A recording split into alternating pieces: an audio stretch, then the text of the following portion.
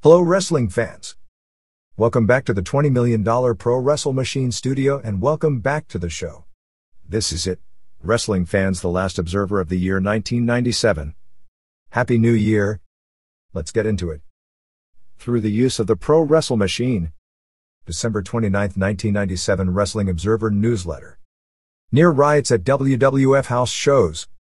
Kazushi Sakuraba becomes a star.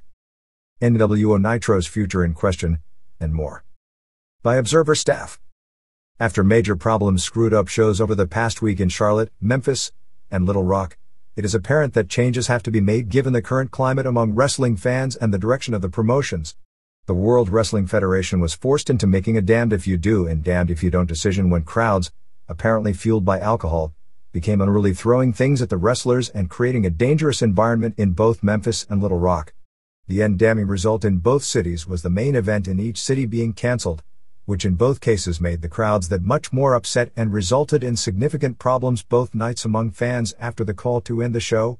The other call, given the behavior of the crowd throwing things, could have meant serious injury from an errant or on-target bottle to either fans at ringside or wrestlers in the ring, although the call that was made almost guaranteed fairly serious problems, just not to the wrestlers. In Charlotte, WCW at a live Nitro had so many problems with fans hitting the ring while the lights were being turned off for the climactic angle of the show involving Sting, that the angle never made it to the ring and ended up being botched to the point that there was an audible voice, which may have been Eric Bischoff's, in the ring swearing over a live mic about the angle. The problems wouldn't be front-page news if they were isolated incidents, or if one could truly say that it wasn't the result of problems that have been festering not only in WWF and WCW, but also in ECW for more than the past year. The wrestling audience has in many cases changed from being a family mainstream suburbia crowd, if it truly ever was that, to a crowd largely consisting of the old stereotype white trash fans from another era. The fact is, and don't let anyone fool you about this new direction is working. WCW and ECW are doing record business for those companies, and WWF is the most profitable the company has been since its business took a nosedive in the wake on 1991 to 1992 scandals.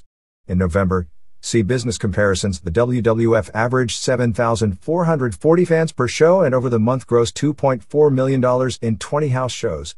That's the best month for business since we started keeping a monthly tab on things in 1992, and without question, the $123,455 per show average would be the best average over a one-month period in the history of the promotion and ranked just behind WCW's September mark of this year as the best month, money-wise on a per-show basis, in the history of the business, which is in some sense a misleading statement because prices for tickets are higher than ever, but nonetheless is hardly misleading in showing that the popularity of pro wrestling at this point is on the rise. Interest is the highest it has been since it lost semi-regular network television in this country nearly 7 years ago. Merchandise is selling like never before, which shows the level of loyalties either to companies or to the top talent, and that companies to be at a level that surpasses even the mid-80s peak period. While there are exceptions, generally the crowds at the arenas are hot. Everything should be great, but the direction that has made things hot is the same direction that has caused all the problems. The current direction of wrestling, best exemplified by its coolest star in its universe, Steve Austin, is one of glorifying, among many things, defiance of authority. The crowds that go to see the top stars, whether they be Austin, Hulk Hogan, Kevin Nash, and Scott Hall, Shawn Michaels, or whomever else, are going to see their heroes that have been popularized in both companies by doing weekly antisocial behavior and getting away with it. No rules and no limits. Fans who rally behind those wrestling cultural symbols, whether they be young kids or more violent-prone older teens and early 20s males, are going to emulate that behavior. And the problems aren't limited to the characterizations of the top stars. WCW glorified fans throwing things by capturing it on camera, starting with the Hulk Hogan turn in Daytona Beach. Fans at ringside, not to mention the NWO wrestlers, were getting hit by whatever fans had at their disposal to throw.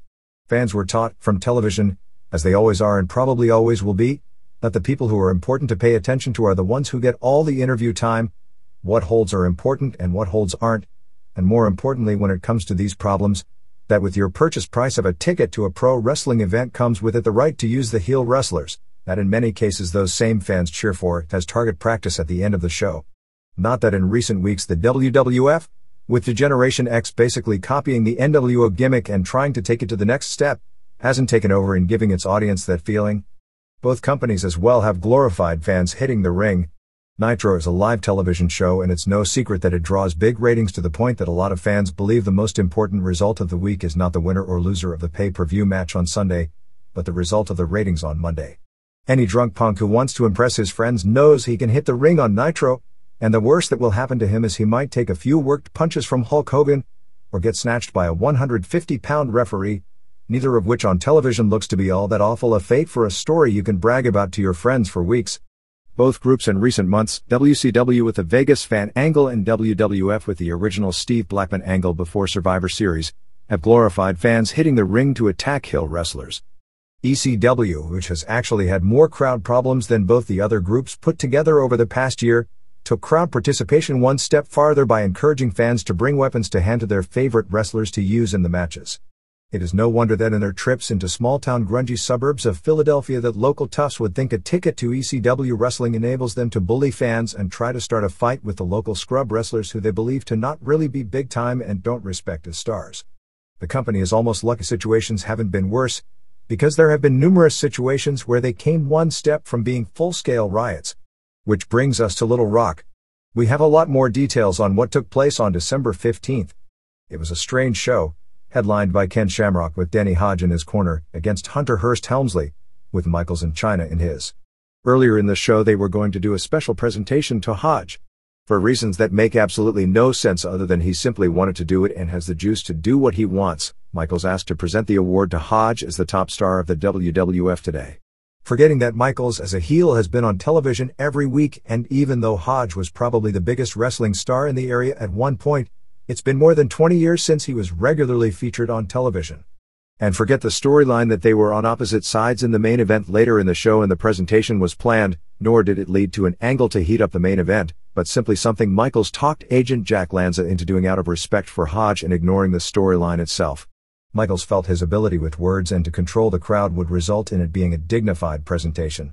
It ended up being target practice, which made everyone associated with the show that grew up watching Hodge totally embarrassed with the fans' treatment of the 65-year-old two-sport Hall of Famer.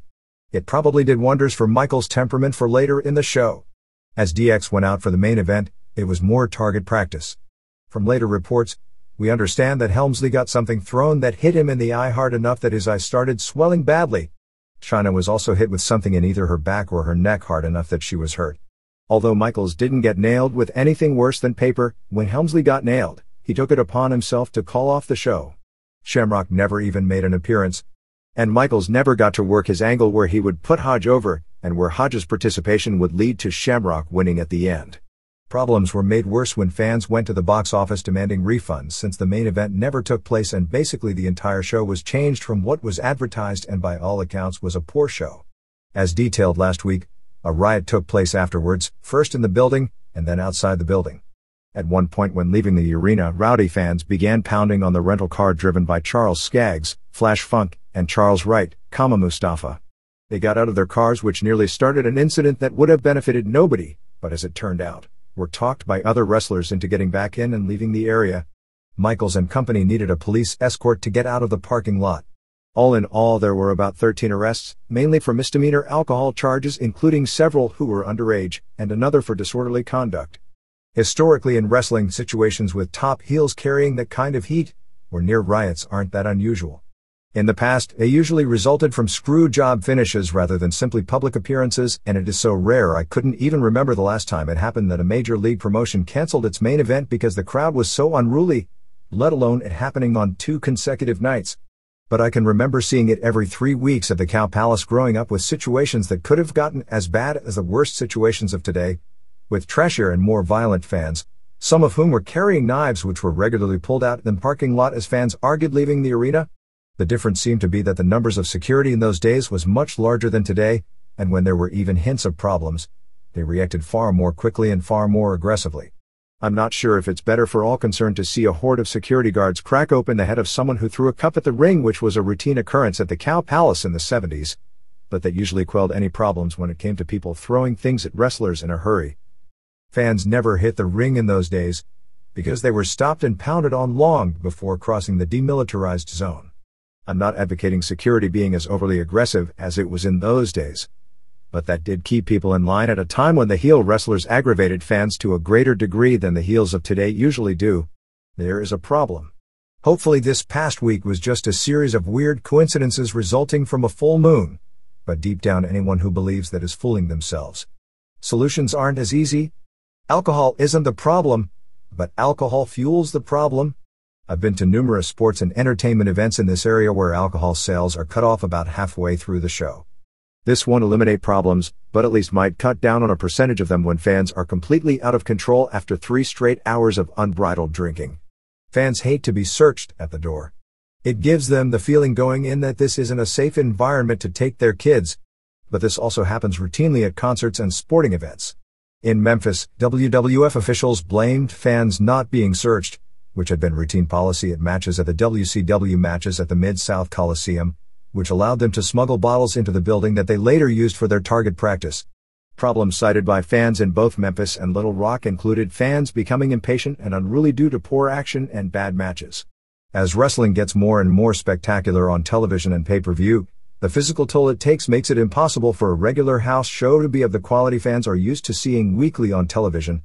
In addition, fans in those cities grew up on a wilder style of wrestling, and a tame house show after seeing all that wildness on television doesn't cut it. But that's a catch-22 that can't be answered. The injury rate in this business is already alarming. The idea that wrestlers should take the risks they do on pay-per-view at the nightly house shows is unreasonable, especially when there are very few wrestlers in their early 20s in the major league promotions whose bodies can recover fast enough from that kind of punishment, even if the road schedule itself isn't anywhere near as taxing as it was during the good old days. So then we move to television. Do we change back to the 80s style of television where evil are slapstick villains that are made to look like fools by superheroes, standing in a chorus line taking bionic elbows or having their biggest moves not sold by babyfaces who then put them away like impotent refuse? That wouldn't play today, particularly with long-term contracts, little new talent being developed and little movement between two groups, so the idea of heels being fed to babyfaces and moved out for new heels just is no longer feasible. If the Steve Austins, NWOs and Shawn Michaels types weren't drawing money, you could say to lighten up the product. But they are, so that isn't the answer. However, once people pay their money at the arena show and are rowdy to the point things can be out of control, the wrestlers need to know to immediately tone the show down rather than antagonize the crowd and make it worse. If the crowd is already out of control, the monologue spots insulting the members of the audience can be dropped in favor of starting the wrestling match. But there are changes that should be implemented yesterday. If fans start throwing things, particularly at television tapings because that's where all the behavior is learned, it needs to be stopped before it's raining debris. Go to a commercial. Announce in the building the show will be stopped if the fans can't police themselves. I was at an ECW show in 1996 in New York where the fans were throwing more stuff than at nearly any Nitro and where it was bad enough that the commission wanted to stop the show, which no doubt would have created New York's version of the Little Rock Massacre. Paul Heyman got in the ring and told the fans that if they can't police themselves, the show is going to be over. The problem stopped immediately. If it doesn't stop and it's a live shoot, go to the talking heads, keep the stars out of the ring and keep the cameras away from the action until it's over. It'll make for boring television. Once. Sure, some fans will take it as empowering them to shut down a national broadcast, but those dozen fans will soon be discouraged by the 10,000 others whose neighbors aren't getting to see them hold up their posters with the cameras on. And it discourages it as being acceptable behavior. It won't stop it completely, because doing unacceptable behavior is what fans want their wrestling heroes of today to do, so it's a catch-22 unless one changes the product to a product that would be less successful financially, and in a business like this, that isn't going to happen, particularly during a period where there is no company that has a true monopolistic hold. Never run angles where fans come out of the stands to be part of the show. Maybe when fans respect the product again. But not today when fans have no respect and see that as a license showing it's okay to follow.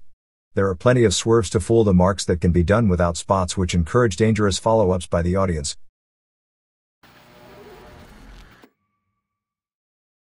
The Ultimate Fighting Championship and Japan seems like as natural a matchup as peanut butter and jelly or baseball games and hot dogs.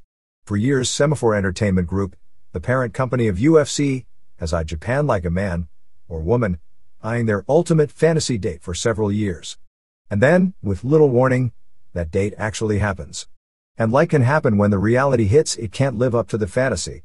The Ultimate Japan on December 21st at the Yokohama Arena may have been UFC's weakest show since the early days of the genre.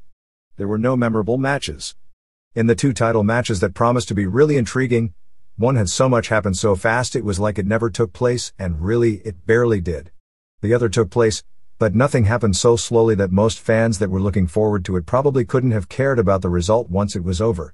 The tournament, an idea that has totally outlived its usefulness, was just another fiasco, ending up with a middleweight pro wrestler who won just one match and was not even scheduled to be part of the show until about 2 days earlier, winning the entire thing after being ruled as the loser initially of his first round match.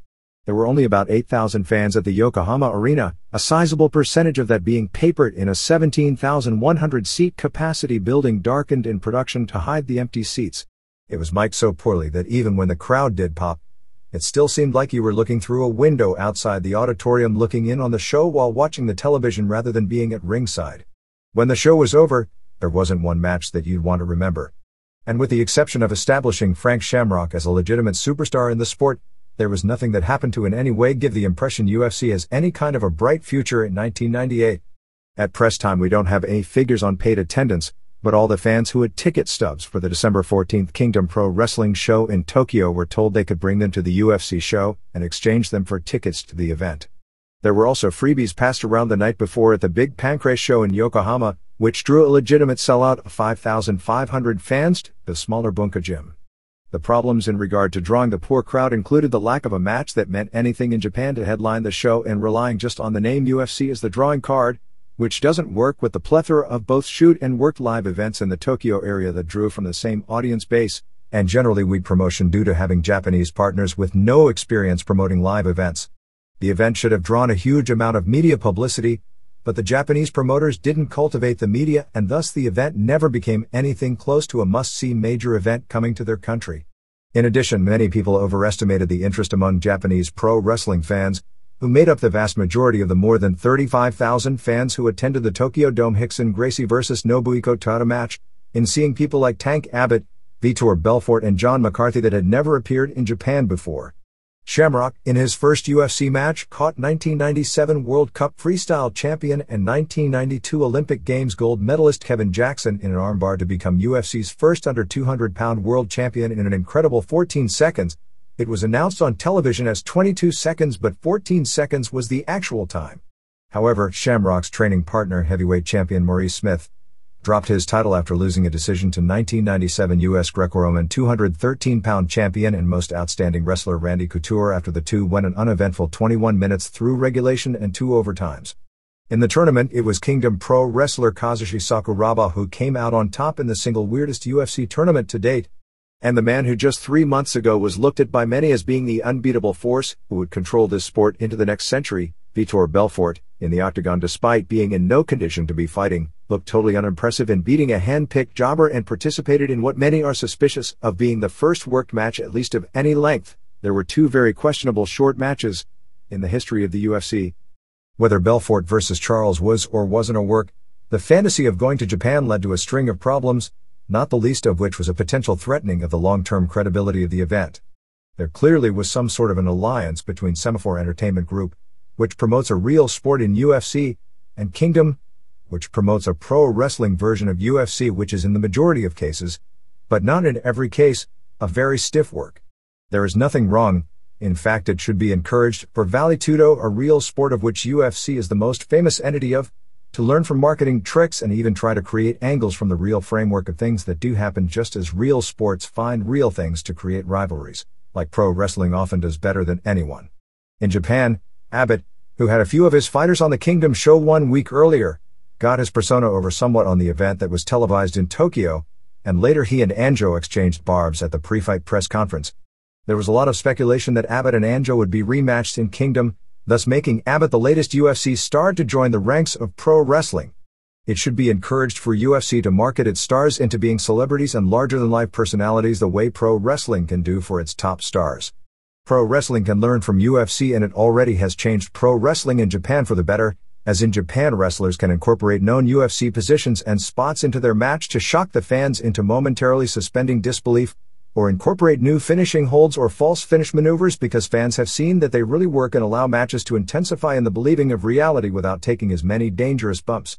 But for the sake of UFC being UFC, they have to remain totally separate from pro wrestling so as not to blur the line between shoot and work. Not from a business standpoint necessarily, because in Japan those lines are totally blurred, and with rare exceptions, the work shoot matches have more public appeal than the true shoot matches, And the work shoot stars are bigger names and sell more tickets for their stiff works than the real shoot stars do for their less entertaining to the public legitimate encounters. Any business relationship with pro wrestling partners, whether it be Kingdom or even the WWF, and my belief is that any long-term business in Japan at all, if it gets too deep, will one day result in UFC matches with predetermined finishes being something more than a rumored rarity. Semaphore Entertainment Group came very close on several accounts to it happening on this show, probably without their knowledge or consent, and they were the promoters. I don't even want to speculate on what could have happened had the Ken Shamrock vs. Nobuhiko Takada match taken place, aside from the huge boost in late ticket sales and probably a significant boost in the buy rate. But you are still talking about two pro wrestlers with lots of conflicting big money business interests residing on both. Actually, the latter point was the best thing about the match for UFC because both are big enough names that neither promotion would have likely allowed either to do a job in such a highly publicized scenario in both countries. For business, clearly a match like that was needed on this show to spice it up and particularly for selling tickets in Japan. Had Yoji Andro found a way to beat Tank Abbott in the first round and face stablemate Sakuraba in the finals, they are both experienced as working a very similar style of match, and whether they would do a worked match or not, certainly any match between the two would have a lot of question marks no matter what the result. That didn't happen, but Belfort vs. Joe Charles did.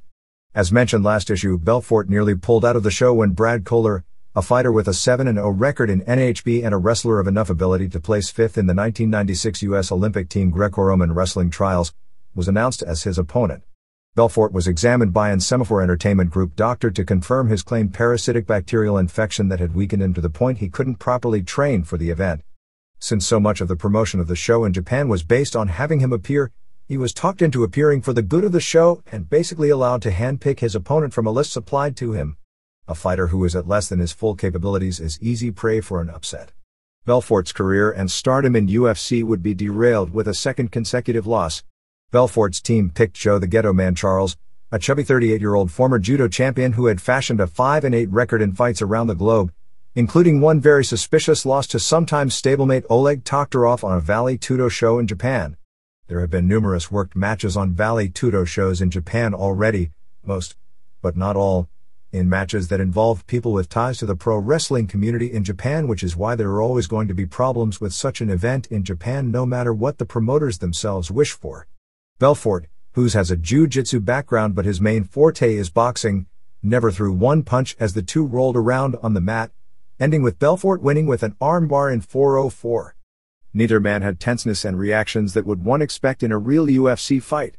There were wide openings for both to execute moves and both at times were wide open for punches, yet no blows were thrown.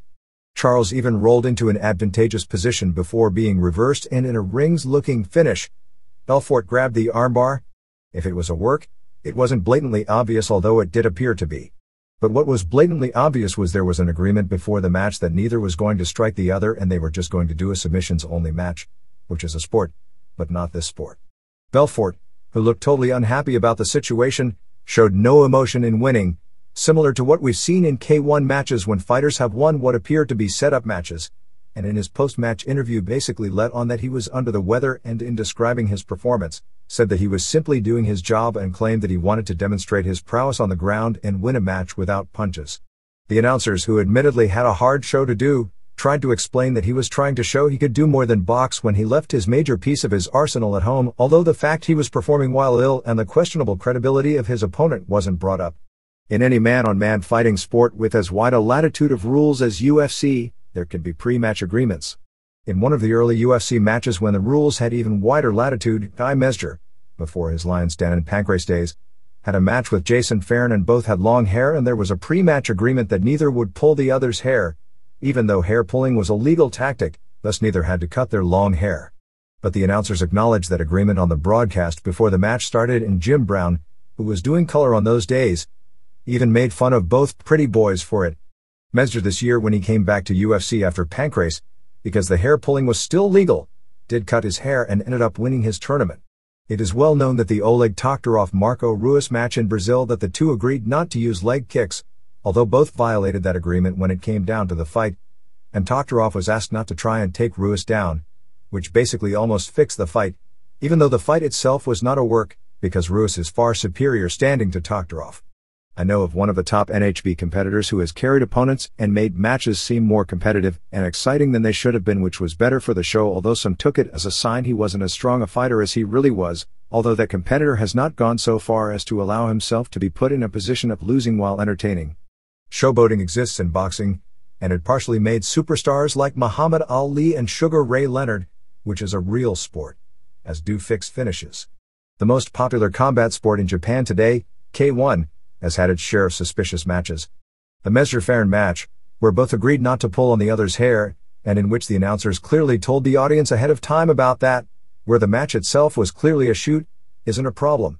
The Toktarov-Ruis match, where fans thought they were seeing two of the best in the world in a real Vale Tudo bout, and the pre-match agreement, even though the match itself was a shoot, that changed the fight in favor of Ruis. Technically the result of that match was a 30-minute draw since there were no judges' decisions. Although Ruis dominated as expected and gave Toktarov a bad beating, was in some sense a fraud. And the agreement in Belfort Charles, even if the match itself wasn't predetermined and both were trying to win under the guidelines they had agreed to, and I'll just say I'm not convinced that was the case either, was also a fraud in that they didn't fight under UFC rules because of an agreement that the audience didn't know about. And that could be yet another problem in a sport that is looking for athletic commission regulation in the US as a way to legitimize itself back onto major pay-per-view systems, the irony being that the commissions are largely controlled by boxing, and it is the boxing interests that appear to be behind the UFC's most powerful political foes. And UFC is right now at a very important crossroads. Cable companies have dropped them because they are too real. They can't control their long-term booking because they don't fix their matches, and in every show, the wrong guys from Maximum Box Office often win. They have a heavyweight champion who is a very efficient fighter, but not a very exciting one in style and having a low-key personality that lacks the star power charisma they are looking for, but also who is going to be very difficult for anyone to beat except another world-class wrestler. And the wrestlers don't like facing each other. You can see where this easily could all end up going. And where it already has come very close to getting. The one bright spot of the Japan trip was the potential for the sport on television. Coming off the Gracie Takada Vale Tudo show from the Tokyo Dome doing an 8.0% buy rate in the very limited Japanese pay-per-view universe, an edited down to 90-minute version of the card aired later that night on Nippon TV from 1:15 a.m. to 2:45 a.m., drawing a phenomenal 4.0 rating in that time slot, which would likely be better than a 50 share and even beat its lead-in of All Japan Pro Wrestling 30 with its year-end package show that did a 3.9, and that's with a show with no Japanese culture mainstream stars fighting.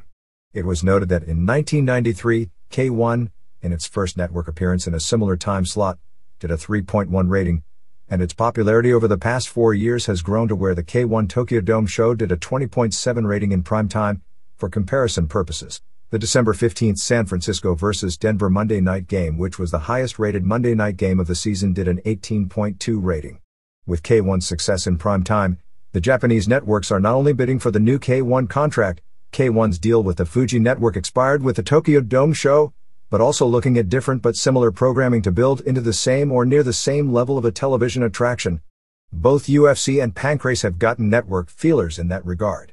Probably the biggest news coming out of the show from behind the scenes for the future of UFC was the replacing of Art Davie with John Peretti as the new booker and matchmaker. Davie, one of the original founders and owners of UFC along with Rorion Gracie, had been rumored for months to be on the way out to leave and help set up a rival promotion, although he had publicly denied that, and there is still no actual confirmation of that happening, although most close to the situation expect Davie will end up forming his own organization. His contract with Semaphore Entertainment Group was about to expire and he wasn't even brought to Japan for this show. Peretti, who had met with Semaphore Entertainment Group about the position a few weeks back, was in Japan initially to be in Igor Zinoviev's corner in his Pancrase debut. He ended up working the UFC show as a judge basically at the last minute after agreeing to replace Davie as the matchmaker on December 19th, although the decision for him to replace Davie as booker had already been made before showtime, which put him in the strange position of rendering a decision in the main event to be determined a champion that he would be in charge of booking. Peretti was the matchmaker/booker for both the defunct Extreme Fighting Championship and International Wrestling Forum promotions on pay-per-view.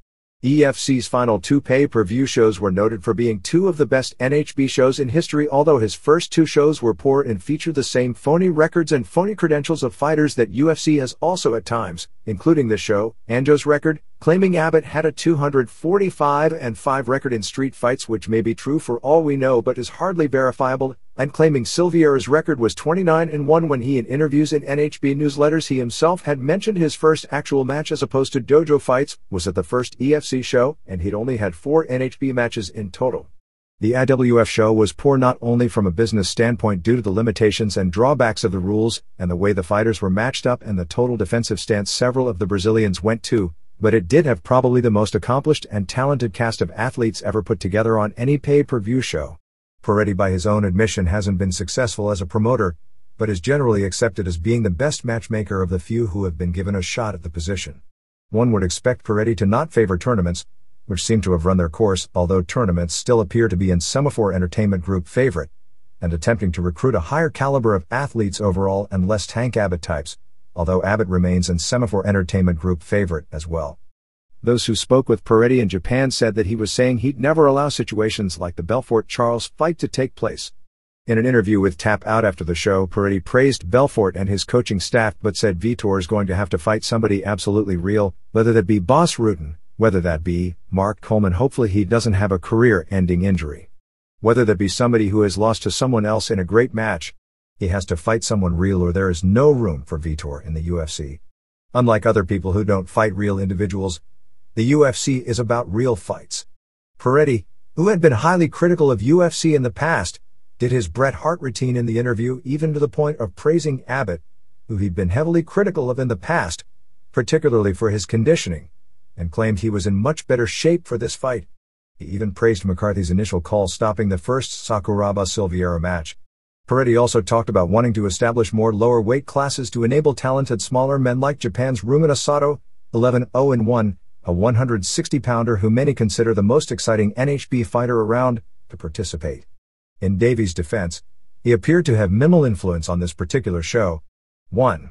Trey Teligman 7-1 beat Brad Kohler 7-1 in 10:06 with an armbar in the heavyweight tournament alternates match. Teligman, who went into the match with an ankle injury, is a Lion's Den fighter while Kohler was initially a strong Greco-Roman wrestler. Kohler dominated most of the match using his wrestling takedowns and managed to open a cut on the side of Teligman's left eye. Kohler was throwing elbows into the cut trying to open it. The finish saw Teligman actually give Kohler his back as an opening to drop down for the knee bar, but missed on the knee and instead got the arm.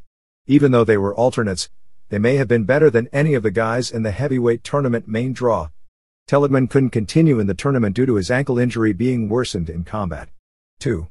In the heavyweight tournament main draw, Hank Abbott, 7-6, beat Yoji Anjo, 0-2, via unanimous decision after 12 minutes of regulation and a 3 minutes overtime. Abbott didn't look in any better shape this time out than he did in the Maurice Smith match, where he claimed he did little training for. The announcers claimed Anjo had a 14-2 record coming in, but that he wrestled for Kingdom where they do open-handed slaps and wasn't experienced in facing closed fist punches. In actuality, using any Kingdom stats is legit just kill credibility since Kingdom is a worked pro wrestling promotion. In addition, Kingdom doesn't do open-handed slaps but includes punches, worked as they may be, and Anjo does have experience in one NHB match in Japan and also in a couple of other shoot matches against stand-up fighters in which punches were legal. Abbott was just too strong for Anjo, as he was able to take him down and threw heavy punches to his face and body. At one point Abbott got Anjo in his best submission hold, smashing his face against the octagon cage, but unlike many of Abbott's previous opponents, Anjo hung in there and took the discomfort. At one point Anjo nearly got an armbar, but Abbott punched his way out of trouble. The announcers never brought up Anjo's altercation with Rickson Gracie, which is probably his most notable accomplishment in his pro wrestling career and made him kind of an infamous celebrity in Japan initially, which he's since parlayed into being something of a celebrity. Anjo wound up with his left eye pretty much swollen shut and his mouth swollen and busted open. A couple of stand-ups were ordered by John McCarthy as Abbott was getting tired and not really doing much on top, but Abbott was always able to take Anjo and remain in control. After regulation time expired, Anjo was able to get a few leg kicks in while standing, but Abbott was able to take him down and hammer some body punches in the overtime until time expired. It was a one-sided fight and an obvious unanimous decision.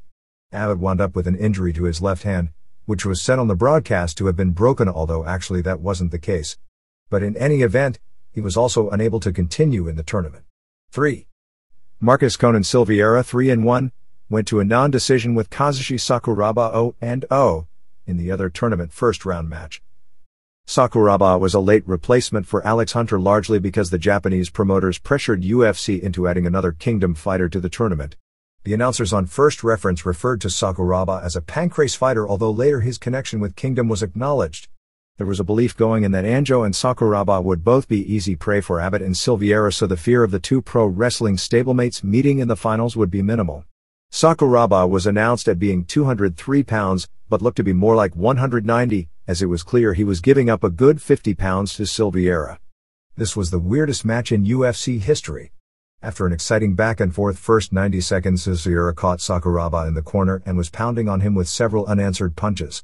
Sakuraba went down to shoot a takedown. Ref John McCarthy thought he dropped from the punch rather than to initiate an offensive move, and stopped the match at 155. Sakuraba and the Japanese audience went crazy. Sakuraba took off his gloves, refused to accept the verdict, and tried to get the microphone away from Bruce Buffer. What was edited off the pay-per-view was a 20-minute segment in the ring with Sakuraba screaming over the house mic in almost a pro wrestling angle fashion, and a situation where there was a lengthy discussion in the ring with Kingdom and UFC officials. McCarthy, whose decisions are supposed to be final, insisted the fight was stopped. However, after viewing the replay, combined with the fact that there was nobody else available for the finals to begin with, McCarthy was overruled for the first time, and they decided to have a rematch later in the show for the championship. Clearly McCarthy blew the call, which he later admitted to. However, there were many people upset from a credibility standpoint over him being overruled, as generally speaking, decisions to stop fights in other sports by the referee, even when they are on occasion premature, are generally not overruled. Actually, in the recent Tyson Holyfield, it appeared Ref Mills Lane wanted the fight stopped after the first bite, but the commission didn't want the finish, and it appeared he was talked out of stopping it the first time, although when Tyson did it again, nobody talked him out of stopping it. 4. Frank Shamrock 2-1 became the first UFC under 200-pound champion, beating Kevin Jackson 3-1 in 14 seconds with an armbar. Jackson took Shamrock down and went to throw a right, but in doing so, Shamrock snatched his arm in a lightning-quick submission. Shamrock, who has broken away from Ken and Bob Shamrock and moved to Sunnyvale, California, did thank both of them in his post-match interview for helping him get his start in fighting. It was a spectacular win, but unfortunate in a sense because on paper this looked like it would be the most exciting match on the show. Among those in Shamrock's corner for the win were Maurice Smith, Guy Mesger, and Teligman. 5. Vitor Belfort, 5-1, beat Joe Charles, 5-9, in 4:04 with an armbar. 6. Sakuraba, 1-0, beat Silveira 3-2, in 3:45 with an armbar. Silveira dominated the early portion on the ground, but Sakuraba finally got an escape and did a quick spin into the armbar. The place went nuts with Sakuraba's upset win, with all the Kingdom wrestlers including Nobuhiko Takada celebrating in the ring with him. 7. Randy Couture, 4-0, beat Maurice Smith 4-1, by judges' decision after both men fought the 15 minutes time limit and 2 3-minute overtimes to win the UFC heavyweight title. The match was rather uneventful and went almost exactly as expected. Couture was able to take Smith down and neutralize his standing skills. Unlike previous grapplers Silveira, Abbott, and Mark Coleman, Couture was in great condition, nullifying Smith's main attribute in beating men who were superior to him when it came to wrestling, as Smith is really only a beginning-level wrestler who has great defensive skill on the ground. Couture mainly just held Smith down and threw some blows, including bloodying Smith's nose up with a few elbows. A few times Smith tried reversals, but Couture's speed and skill on the ground was such that he was quickly able to neutralize those attempts and wind up on top. The story was the same in both overtimes, as Couture took Smith down and controlled him, throwing in a few knees for offense. Two of the judges, an official from Shudo named Fukase and sub-referee Joe Hamilton, gave the decision to Couture, while Peretti ruled it a draw.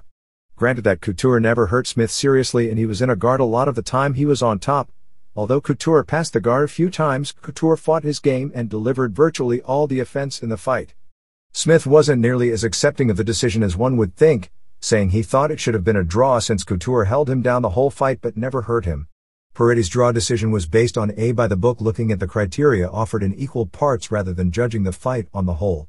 The three criteria were stand-up punching and kicking, in which he gave it to Smith, overall aggressiveness between standing and on the ground, in which he gave a half point to each because Smith was more aggressive on the feet and Couture more aggressive on the ground, and effectiveness on the ground, in which he gave the point to Couture. The problem is roughly 19:30 of the 21 minutes were on the ground, so even though Smith was more aggressive while standing, There is no way that aggressive point should have been split in half, and Couture's point for the ground should have carried 93% of the consideration out of 100% in the overall decision-making process, not 50-50, because 93% of the fight was fought on the ground with Couture basically in control and being the aggressor. Kirk Jensen, Smith's manager, was furious at McCarthy for not ordering more stand-ups, even intimating that Smith in the future would fight in rings, K1 or KRS, but would never fight in UFC again if McCarthy was the referee. In his post-match television interview, Smith talked about returning for the next show, which will be March 13th at the Pontchartrain Center in Kenner, Louisiana, near New Orleans, but he also said that this is a grappler's sport. Couture may not be available to defend his title on that card because there is a major Greco-Roman championship tournament at about the same time.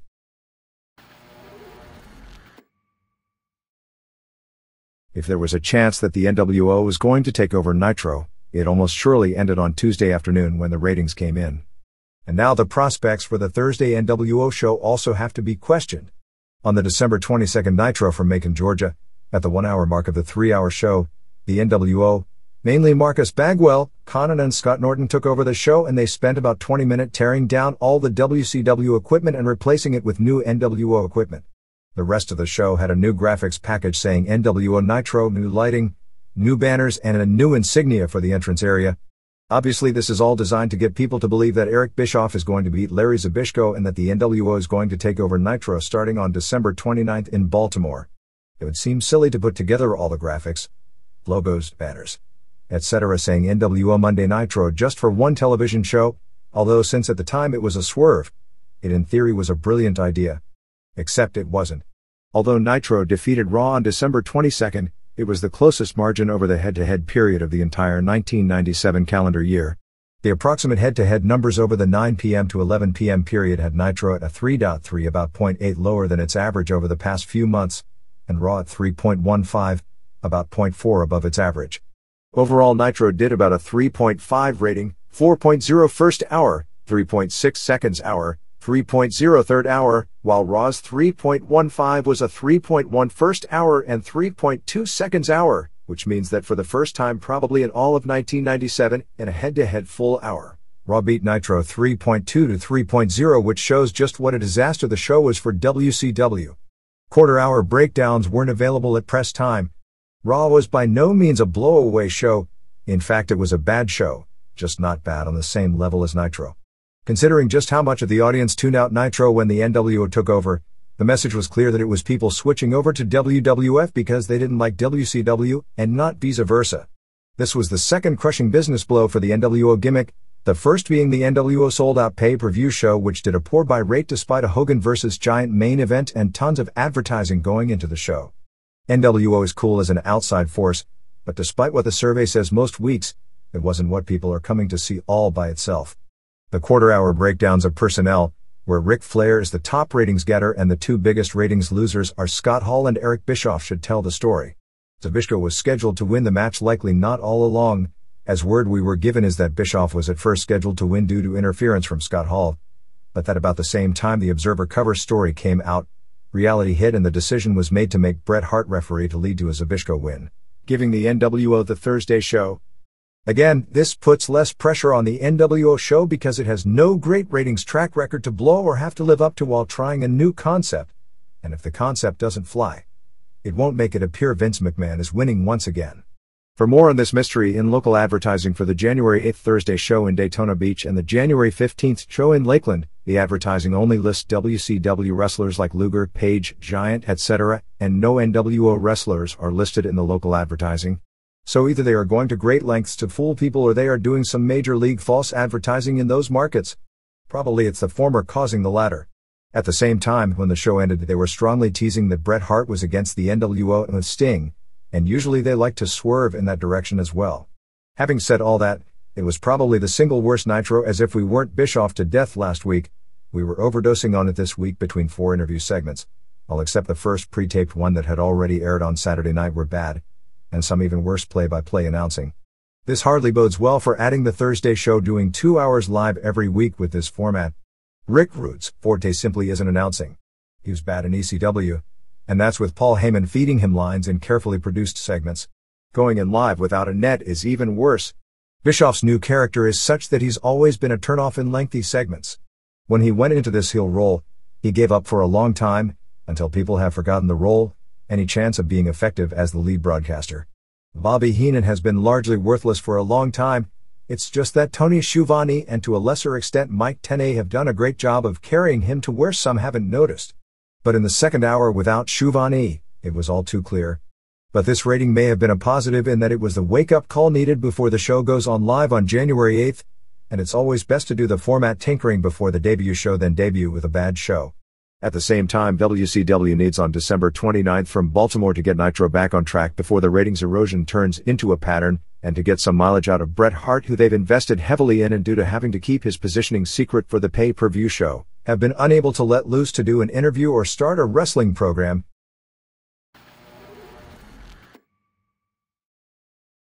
Masakatsu Funaki captured the King of Pancrase Championship for the second time in the main event of the December 20th show at the Yokohama Bunka Gym, which drew a sellout announced at 5,900 fans, although there is no way you could put more than 5,500 in that building. Funaki beat Yuki Kondo with an armbar submission in 2:20 of a match described as one-sided, with Funaki controlling it against his protege the entire way. The title switch wasn't a big surprise since Kondo has been a disappointment both in the ring as far as failing to win many of his matches with decisive finishes and even losing one non-title match, and as a drawing card since Funaki gave him the title earlier in the year at the April 27th show at Tokyo Bay NK Hall. The show also featured two somewhat serious injuries to NHB names. Igor Zinoviev, making his Pancrase debut, went to a 13-minute draw against Asami Shibuya, but in the process suffered a cracked right wrist. Zinoviev was the under 200-pound champion of the defunct EFC, and with John Peretti as UFC booker, would have made a logic opponent for Frank Shamrock. Another logical opponent for Shamrock, John LeBay, who holds an NHB win over Shamrock in Hawaii in January, capturing a split decision in a 30-minute match, suffered a broken shin bone and getting caught by Ryushi Yanagisawa in just 55 seconds. Reports are that the atmosphere at the show was excellent and it was a far better event than the UFC show the next night. Because UFC was in town the next day, there were more American fans and athletes at this show than at any Pancrase event to date. Since they were all UFC fans, the debate on legitimacy raged on. The general feeling is that the Pancrase opener looked suspicious and most of the rest of the show looked legitimate, although there were people who consider themselves experts on the subject that thought the entire show consisted of worked matches.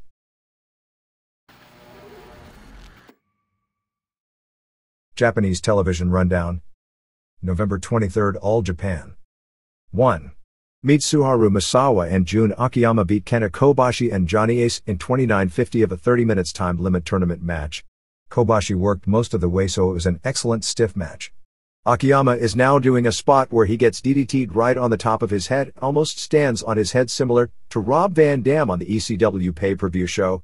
Since this match took place a few weeks earlier, it's probably where Dreamer and Van Dam got the idea for the spot. Kobashi did a dragon suplex, dropping Misawa on his head, and later dropped him on his head using a tiger suplex 85 at 25 minutes. The four traded near falls using all of their hot moves over the last 5 minutes, climaxing with Ace dropping Misawa on his head with a cobra suplex. Misawa came back with a tiger suplex and finally scored the pin with a tiger driver. This was a fantastic match, but the meaning of doing the pin with 10 seconds left was excellent booking to set up the rest of the tournament, as there were a few 30-minute draws thrown in, and with them doing the finish at this point, fans were able to believe all the near falls after the match had passed the 27 minutes mark, when usually they'd figure if they're going that long it was going all the way. 4.5 stars. November 30th, All Japan. 1. Toshiaki Kawada and Akira Tao drew Kobashi and Ace over 30 minutes. See previous match. Only the last 9 minutes aired on television. It was an excellent due to Kawada and Kobashi. Tao and Ace were good when the good opponent was in with them, but against each other it was an obvious come down. They built to the finish great with all the near falls, although the actual finish itself was mistimed. Unlike in the US, where the bell ringer knows ahead of time to work the time limit draw until the wrestlers are in position for the climactic near fall, in Japan, the wrestlers have to get their timing perfect because the bell is going off at the right time. In this case, Ace was just setting up the Cobra Clutch suplex on Kawada he was supposed to hit before the bell, but he didn't get it off before the bell sounded. Hard to rate a 30 minutes match on only the last third of the match, but I'd guess that 4 stars would be conservative based on what aired. 2. Misawa and Akiyama beat Hayabusa and Jinsei Shinzaki in 21:34. This match was almost shockingly good. Actually, it was better than the majority of matches getting votes for Match of the Year, including the Rey Mysterio Jr. vs. Eddie Guerrero match, so it's a pity it took place so late in the year that nobody saw it. When they team up, there is no better team on the planet than Misawa and Akiyama, and this match showed it. They took two wrestlers who have some great acrobatic spots and carried them to an incredible match. Actually, Hayabusa has improved a lot as far as being a worker this year at All Japan, although Shinzaki is really a below-average worker with a few nice spots, but you couldn't tell it by this match. The match didn't have a lot of heat early because fans didn't see Hayabusa and Shinzaki as being true challengers, and also because the last match was so hot the crowd had to settle down. However, Misawa and Akiyama sold so well the crowd bought the idea of an upset to a team from another office. At one point Shinzaki did a dropkick on Akiyama that started with his back to Akiyama, if you can picture that. He used an Otani-like springboard dropkick to the back to knock Misawa out of the ring.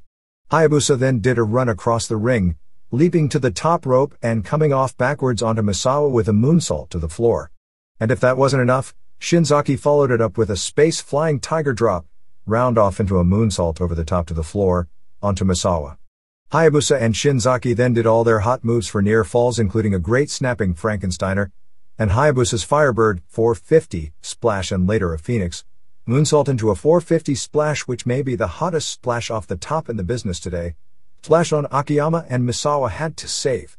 Misawa and Akiyama came back with Akiyama doing a screwdriver powerbomb on Hayabusa, followed by a forearm smash off the top for a near fall. Akiyama hit him exploder suplex for a near fall, but Hayabusa kicked out. Hayabusa then hit another Frankensteiner out of nowhere for a near fall, but Akiyama kicked out. Finally, Akiyama hit the exploder once again and got the pin. 4 3/4 stars. December 7th, All Japan. 1. Tao and Kawada beat Misawa and Akiyama to win the tag team tournament in 30:52. Match had the slow pacing early because they were going so long. It was excellent all the way, but really didn't have the feel of a match of the year or even a tag tourney final even at the 20 minutes mark. Akiyama was in for a long time at that point, taking really stiff punishment. Misawa hit the hot tag but was cut off by a Tao dropkick, and Tao then gave him a German suplex on his head. Misawa got up immediately, hit a desperation elbow, tagged out, and collapsed on the apron. Akiyama came in with all his hot moves. The last 11 minutes saw both teams trade all their big moves, building to an incredible finish. One highlight spot was Tao and Kawada setting up a double-team choke slam / power bomb combination, but Misawa crossing it up by hitting the Hurricane Rana on Kawada. Finish saw Tao hit a jumping dynamic Liger bomb on Akiyama, who kicked out. Akiyama hit 2 exploders, but Tao kicked out both times. What was good is that they struggled and battled to get every spot rather than just did one big move after another. Tao came back with a choke slam and a running high kick to the face and got the pin. Definitely the almost annual December match of the year from this promotion that gets lost in the shuffle for next year because it happened too early in the year. 5 stars. December 14th, All Japan. 1. Giant Baba and Rusher Kimura and Mitsuo Momota beat Haruka Eigen and Masafuchi and Tsuyoshi Kikuchi in 11:51. As the guys get another year older, the match gets another year worse. The highlight is still the Eigen spit spot, where he has his back to the rope standing on the apron and is chopped to the chest and spits at the crowd. The ringsiders bring newspapers and hold them over their heads and faces. It was really hilarious around 1990, but it does get over still today. Wrestling was beyond pitiful. Kimura may actually be worse than Baba. Baba actually did a pile driver on Kikuchi, and people think Hogan and Piper shouldn't be in the ring. Eigen did the worst giant swing in history on Momota. Finish saw Momota pin Kikuchi with a front rolling cradle. -2 stars. 2. Johnny Smith and Wolf Hockfield and Giant Kimala 2 upset Kobashi and Ace and Manukia Mossman in 21:39. Smith was almost a one-man show here for much of the body of the match. He's easily the best foreign wrestler in the promotion. He particularly worked well with Ace and even better with Kobashi. Mossman and Hockfield are both green in some ways, but they also both show a ton of potential. At one point Smith dropped an elbow off the top on Kobashi, and Hockfield followed with a high splash off the top that was so impressive fans actually bought the near fall on Kobashi. Hockfield and Mossman exchanged some hot moves at the finish, with the rest fighting outside the ring, ending with Hockfield doing a tilt-a-whirl into a power bomb for the pin. 3 1/4 stars. December 14th, Kingdom. This was the group's first television show that aired on Channel 8 in Tokyo on a tape delay of the Korakuen Hall show from earlier that day. The matches aired out of order with some in highlight form. It opened with Yoji Anjo beating Masahito Kakihara in 3:51 with a heel hook. It was a work, and nothing much as a match. Kenichi Yamamoto beat Mark Hall with an ankle lock in 3:30. Hall really overreacted in selling for a shoot group but looked overall a lot better than in his previous Kingdom appearances. Hiromitsu Kanehara beat Eddie Ruiz, a member of Tank Abbott's crew, in 3:49 with an armbar. This appeared to be a shoot. Ruiz weighed about 160, so was outweighed by about 45 pounds. Kanehara dominated until Ruiz got a quick reversal, but was then put away. Ruiz was missing his front teeth, courtesy of a parking lot skirmish with Abbott. Yoshihiro Takayama beat Yuhi Sana with a German suplex and crooked head scissors submission in 5:34. Takayama's lunging punches and weak knees looked terrible. Billy Scott beat Larry Parker in 2:18 with an ankle lock. This match looked to be a shoot as it was pretty convincing how hard they were going. Nicholas Starks beat Minoru Toyonaga by a 3-0 score after going the time limit. Only clips aired and you couldn't tell much from it. Finally, Kazushi Sakuraba beat Paul Herrera, another Abbott crew member, in 1:44 with an ankle lock. It was probably a shoot, but the finish was really weird. They were near the ropes but not at the ropes, and the referee said something. Herrera took it to mean stop, and Sakuraba may have as well, as both froze. Then with Herrera relaxed, Sakuraba grabbed his ankle for an easy ankle lock.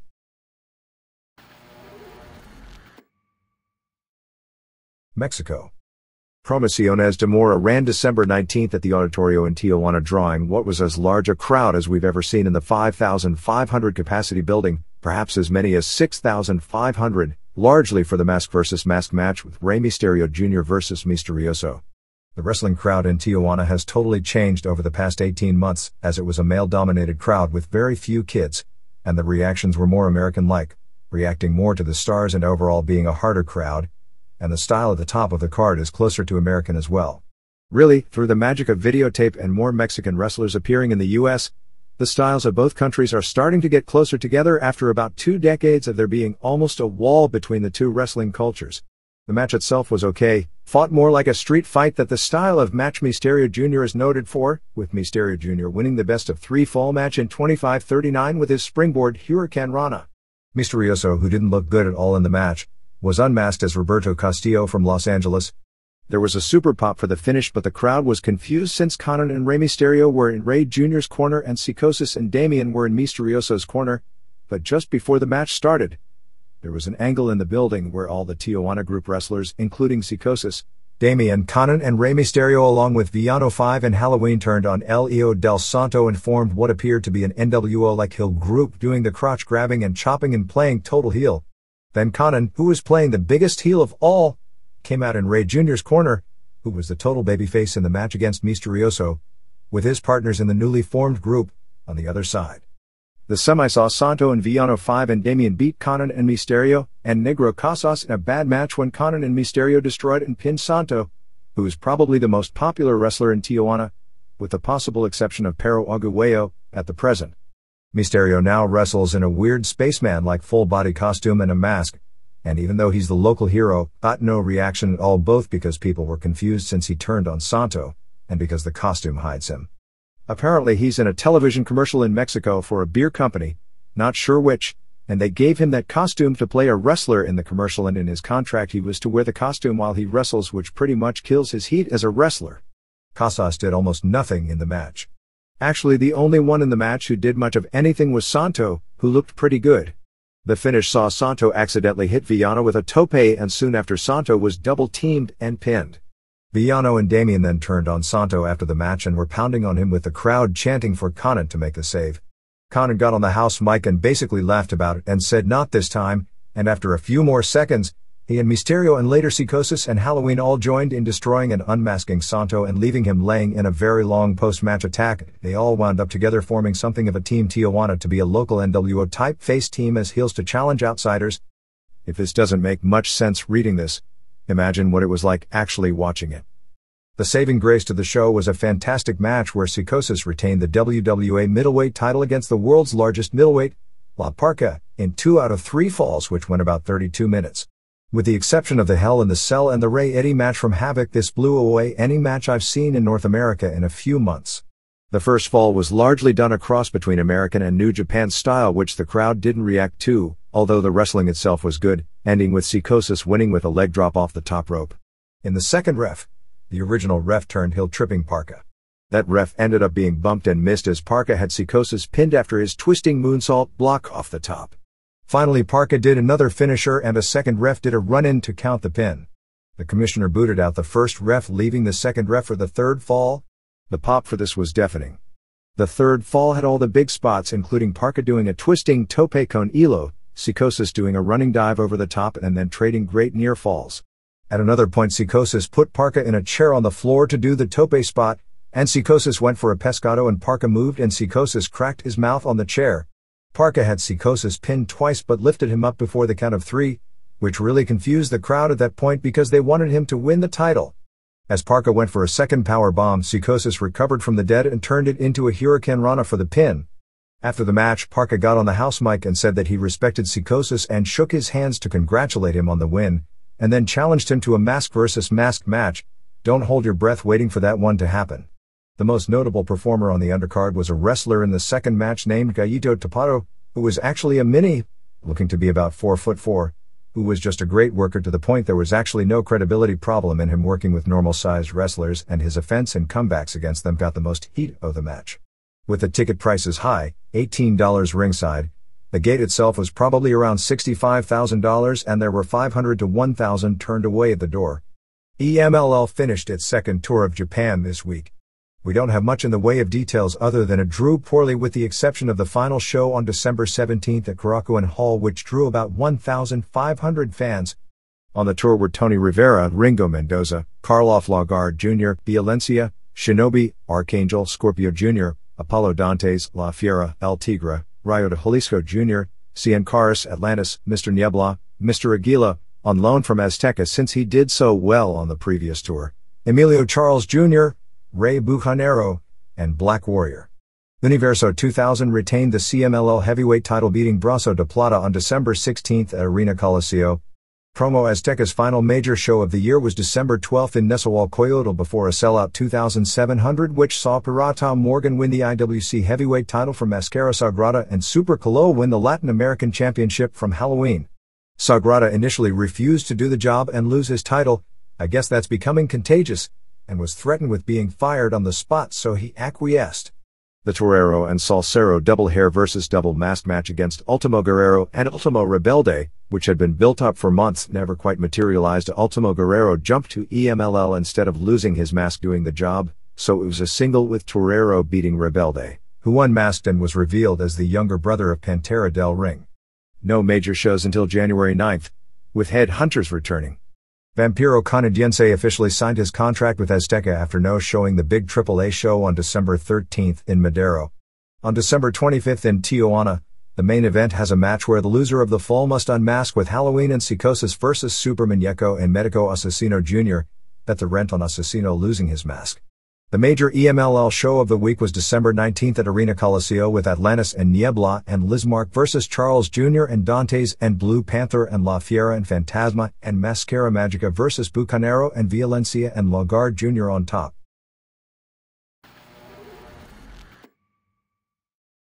Japan. The only news we have on the December 23rd ring semifinals of the Battle Dimension tournament from Fukuoka are that Ilukine Mikhail upset Fulkhan in 9:36 when the doctor stopped the match, and that Kiyoshi Tamura beat Akira Maeda with the armbreaker in 14:44, setting up Tamura versus Mikhail as the main event at Budokan Hall on January 21st to determine this company's first world heavyweight champion. Tamura beating Maeda is big news and good booking as it elevates Tamura into the position he needs to be when Maeda steps down, as Maeda needed to put him over clean. The other result makes no sense, and since doctor's stoppages aren't part of their normal worked finishes, perhaps Han was supposed to go over but accidentally got cut in a bad spot. But at the same time, if that really was the situation, they'd immediately just go to the finish. The booking is strange because Tamura versus Mikhail is a poor main event to draw at Budokan and makes the tourney finals very much anticlimactic, as nobody sees Mikhail as a top guy while Tamura versus Han have had classics in the past. For the mainstream, there would be more interest in Maeda versus Han in the third place match. In what may have been shoot matches on the show, Gram Zaza, a former Olympic Games wrestler from Russia, scored an upset over previously unbeaten Ricardo Morais of Brazil, winning a unanimous decision after going 20 minutes, and Sean Alvarez from Brazil beat Willie Peters of Holland. Largely a quiet week, with most of the headlines still surrounding the announcement of the All Japan show on May 1st at the Tokyo Dome. Atsushi Onita actually issued a challenge to Baba himself for a no-rope barbed wire electrified explosive bomb match, although that's just a grandstand deal. Baba himself supposedly wants to make it an all-Japan-only show, headlined by Misawa vs. Toshiaki Kawada for the Triple Crown. However, Nippon Television, which is co-promoting the show as a live primetime network special, wants big names from other Japanese promotions to be involved in the show. There is no deal at present between All Japan and WWF, although the relationship is open since the Blackjacks work the tag tourney and are scheduled to return next year, and Johnny Ace and perhaps Steve Williams may work some dates for WWF in exchange. There are people trying to convince Baba to use the top WWF names on the show. Raw is on in Japan every week on a Hong Kong station that is broadcast into Japan on cable. However, the feeling in Japan is that the only WWF wrestler who means anything as far as being a box office headliner in Japan is Vader. Shamrock would for shoot matches, but not as a pro wrestler, as the feeling is once magazines in Japan showed Shamrock bouncing off the ropes. It hurt his drawing power in a traditional pro wrestling setting, and that Undertaker, Austin and Michaels mean nothing in Japan. Another angle is that Great Sasuke is supposedly mad at Baba because Baba didn't go through him to book Jinsei Shinzaki. With All Japan and New Japan not running shows, most of the focus was on the FMW/ECW alliance. Paul Heyman appeared in press deals with both Onita of Zen, the work promotion feuding with FMW, and also with FMW about working together. It gave the impression that several FMW wrestlers would be appearing on the March 1st ECW pay-per-view show, and Onita talked openly about wanting to do an explosive barbed wire match in the United States. Apparently Onita has trademarked the gimmick worldwide so that nobody else can do a match of this type without his permission. The gimmick match is spectacular as a visual deal the first time you see it, although after a while, every match begins to look the same. For all of Onita's limitations as a worker, he is able to put a lot of drama into the match, but some of that is also due to just how over he is, and that aspect wouldn't translate into the US necessarily. Heyman was particularly impressed with Masato Tanaka, FMW's World Heavyweight Champion, who is one of the most underrated talents in the business right now, as he's actually a far better worker than the more publicized Hayabusa and Jinsei Shinzaki. Heyman wants to put Tanaka vs. Yukihiro Kanemura on the March 1st pay-per-view show and possibly use Shinzaki or Hideki Hasaka, who is working now as the Great Fake, as well. In exchange, Heyman wants to send Shane Douglas and Taz to FMW to defend their titles, so he'll have tapes of them defending the ECW titles from Japan to put on his television. Heyman is planning on doing the explosive match, but feels he won't be able to get the barbed wire aspect of the match onto pay-per-view, so it'll be a regular ring with ropes, but have the explosives, but not the landmines outside the ring, and he's hopeful to put it in an outdoor setting in August. At the same time, the ECW audience in New York reacted huge to Great Sasuke, and even though Onita isn't 1/10 the worker Sasuke is, he's a much bigger star. The December 19th show at Tokyo Komazawa Olympic Park Gym drew 4,000, December 20th in Osaka drew and 2,500, and December 21st in Nagoya drew 4,350 for the combined shows. The announced figures for December 19th and December 20th were higher, but those were estimated as being the real numbers. The December 22nd Korakuen Hall show drew an announced sellout of 2,150, which was said to be a pretty legitimate figure. On December 29th, Asia Kong got her win back from Shark Tsuchiya. Kong put over Tsuchiya at the Kawasaki Stadium show. Devon Dudley beat Ricky Fuji. The Gladiator pinned Tommy Dreamer. Terry Funk won a three-way dance over Sandman and Bubba Ray Dudley by pinning them both. Yukihiro Kanemura and Mr. Ganasuke kept the World Brass Knucks tag titles, beating Jinsei Shinzaki and Hayabusa in 1749 when Ganasuke pinned Hayabusa. And in the main event, Onita pinned Tanaka in 2007 with a small package in a disappointing non-title match. In Osaka, the Dudleys went to a no contest with Gedo and Jado, and there is probably a story behind that one, since in FMW they do all clean finishes. Gladiator and Ganasuke and Kanemura beat Funk and Sandman and Dreamer when Funk did the job, which no doubt has its story, since Funk, as a superstar in Japan with his big contract, would likely be the last one asked to do a job under normal circumstances in this situation, but Heyman got them to do a surprise finish and Funk agreed to do it, and Hayabusa and Tanaka and Hisakatsu Oya won the World Street Fight 6-man belts from Onita and Tetsuhiro Kuroda and Haito. December 21st at Team ECW of Funk and Dreamer and Sandman and Dudleys beat Onita and Haito in Gladiator and Kuroda and Great Fake in what was the best match of the tour involving ECW talent, and Tanaka pinned Kanemura to retain his World Brass Knucks and Independent World Heavyweight title.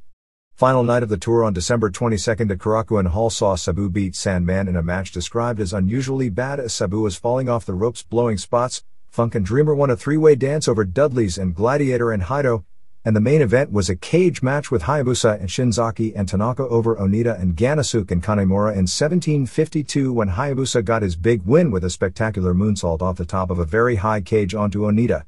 The Sabu Sandman match was explained in the Japanese press as because they used the All Japan Women's ring, since the FMW ring didn't fit in with the AJW cage they were using for the main event, for the show, and Sabu wasn't used to the ropes, which are harder to balance on for springboard spots. Manami Toyota has often had her troubles doing springboard spots on those ropes. He apparently messed up his first 2 spots. Heyman admitted it was a bad match, but said it wasn't nearly as bad as the pay-per-view match and that with editing, he'd be able to make it look good on television. He came back with tapes of all 4 shows and figures to put Sabu Sandman and the 3-way dance with Funk and Dreamer winning on his TV, plus show highlights of Tanaka, Hayabusa, Kanemura and others he's planning on using in the future. The tag title match from December 19th where Ganasuke and Kanemura beat Hayabusa and Shinzaki may air on ECW television simply because it was that spectacular of a match. Heyman was leery of using Hayabusa at this point because he's so physically banged up but is interested in using him if he heals up. Onita is interested in using a large contingent of ECW talent for big shows in May and the planned July 1st show at Kawasaki Baseball Stadium. At the December 20th Pancrase show, Boss Rutan reiterated that he was going to spend the next 5 months resting up his injuries and vowed to return to Pancrase at that point. After the show, Pancrase announced its official top 10 rankings for Masakatsu Funaki's title as Yuki Kondo, Jason DeLucia, Guy Mesger, Kyuma Kunyoku, Minoru Suzuki, Rishi Yanagisawa, Rutan, Sami Shibuya, Keiichiro Yamamiya, and Jason Godzi. It's interesting because Kunyoku lost in just 21 seconds to Kim Jong-wan on the December 20th show, which would have to rank as the biggest upset in the history of the company. Wan has lost nearly every match, but apparently Kunyoku shot in and left his neck open and was caught in a front guillotine. January 16th show at Korakuen Hall has Suzuki vs. Semishield, Yanagisawa vs. Godzi, Shibuya vs. Yamamiya, DeLucia vs. Takafumi Ito, Kunyoku vs. Kusei Kubota, Katsumi Inagaki vs. Wan and Satoshi Hasegawa vs. Yuiza Minowa. Takamichi Noku returned to Japan for 3 shows from December 16th to December 18th. MPW is doing an angle where Taka talked about the WWF buying the financially plagued Michinoku group. Great Sasuke then said that the current tour has been so successful they're able to pay bills and they don't want to sell. The idea of an American group buying a Japanese group is to get Taka over as a heel. On December 18th at Korakuen Hall, which drew a sellout of 2,150, Taka won the independent junior heavyweight title, originally an FMW title, from former tag partner Shoichi Funaki in 1953. After the match, Taka gave back the title to the promotion, saying the WWF title he holds is from a larger, more important promotion. All Japan Women ran a 6 women's match on the card as well. On December 16th in Niigata before a sellout 670, Taka teamed with Dick Togo and Men's Teo to beat Sasuke and Gran Hamada and Tiger Mask.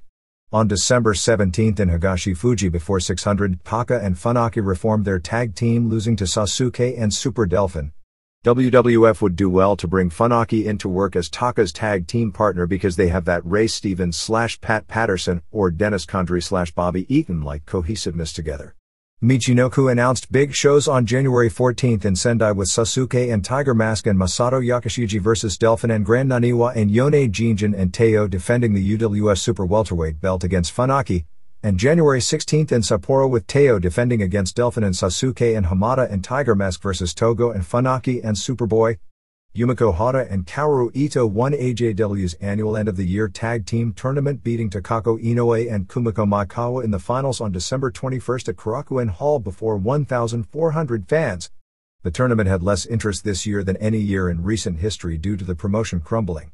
14 different offices combined on December 23rd at Korakuen Hall for a benefit show for Umanosuke Ueda, whose career ended after a very serious auto accident more than 1 year ago.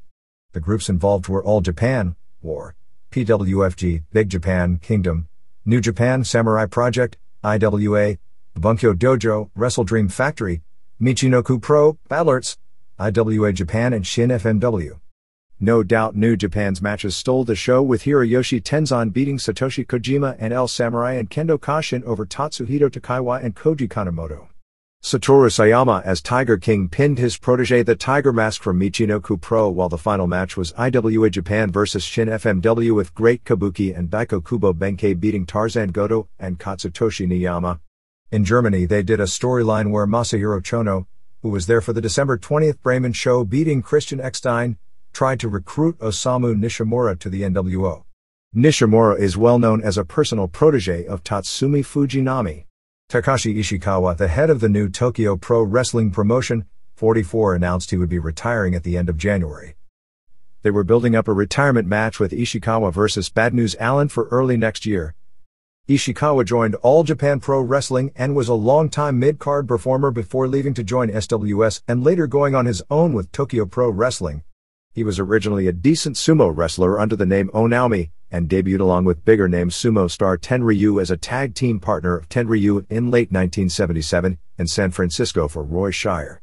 Asia Kongsversion Promotion announced the signing of Ayako Hamada, 16, the daughter of MPW wrestler Gran Hamada and sister of women's wrestler in Mexico, Xochitl Hamada. Kong went to the MPW show on December 16 in Niigata to make the joint announcement with Hamada. Version's debut show will be February 18 at Korakuen Hall and announced shows on February 28 in Osaka and March 2 in Hakata. Reggie Bennett will work as a regular for the group as well as being foreign booker. Ri Tamada and Yumi Fukawa are being sent to Mexico to wrestle in January to recruit Mexican women for the promotion. AJW's traditional season openers on January 3 and January 4 at Korakuen Hall continue. January 3 has Hada and Makawa vs. an LLPW Hill team and Takako Inoue vs. Tomoko Watanabe for the All-Pacific title. January 4 is headlined by Manami Toyota and Inoue and Miyuki Fuji vs. Hada and Ito and Makawa. The January 4 show is at noon, which is right before the New Japan Tokyo Dome show at 3 p.m., so it's a traditional sellout with 60,000 wrestling fans hanging around the mall to begin with.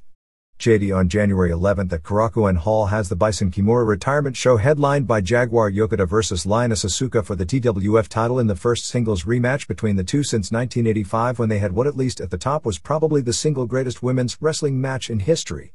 New Japan on December 6 did a 2.5 rating, while All Japan on December 7 did a 2.6 rating, and that's for the tag team tournament final, which would be expected to do a lot bigger number. New Japan not only has the Tokyo Dome booked on April 4 but also has the Osaka Dome booked on May 3. Here and there. We don't have much in the way of details, but Luke Brown, who is the older brother of Dutch Savage and best known as the smaller half of the huge hillbilly tag team called the Kentuckians with Grizzly Smith, father of Jake Roberts, Sam Houston and Rockin' Robin, in the 60s and 70s, passed away in November. He had suffered a heart attack 1 week prior to his death.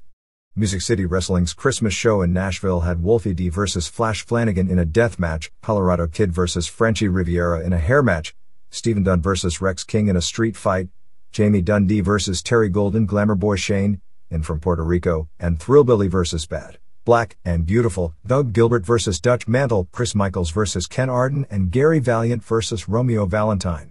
The December 14 Las Vegas Review-Journal had a story on a pro wrestling school operated by Gary Key in Simi Valley, California. Aaron O'Grady, who returned to APW after a very brief stint in ECW, ran down Taz, Mikey Whipwreck, and Bubba Ray Dudley in returning at the APW House show on December 20 in Hayward. The rap band Insane Clown Posse drew 1,000 fans for a cage match, with them wrestling in the main event, beating the Chicken Boys in Detroit on December 18, which included a three-way dance with Ian Rotten, Ox Harley, and Madman Pondo, which included tables, thumbtacks, light bulbs, glass, barbed wire baseball bat, and a barbed wire board.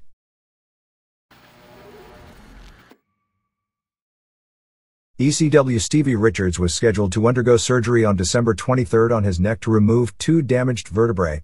The result of the surgery will leave him with limited mobility, so the word on the street is that may be a career ender. Tommy Rogers had minor neck surgery but should be back in action in early January. Shane Douglas probably won't be back in the ring after elbow surgery until late January. Besides the FMW wrestlers, there will be 3 wrestlers from Michinoku Pro headed in for several weeks starting in late January. Those wrestlers are going to work both ECW and WWF as prospective opponents for Taka Michinoku. Not sure if Shoichi Funaki will be one of them. The TV shows taped in Philadelphia and Buffalo since the pay-per-view have been really good, particularly due to great crowd heat in both cities. Expect some matches with Doug Furness and Phil LaFon versus Tommy Rogers and Jerry Lynn, the latter of whom looked real good on television against the FBI.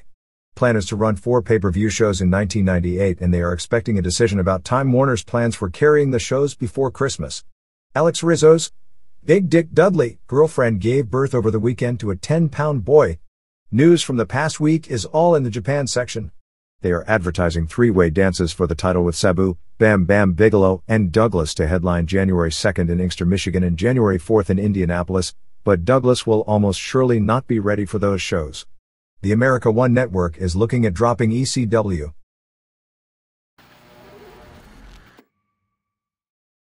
WCW. At press time there were 15,640 tickets sold for $522,710 for Starrcade at the MCI Center in Washington, D.C. It was very close to being sold out but not completely clean, which is actually something of a surprise considering how fast a start they got off to. They opened with the first of 200 Bischoff interviews.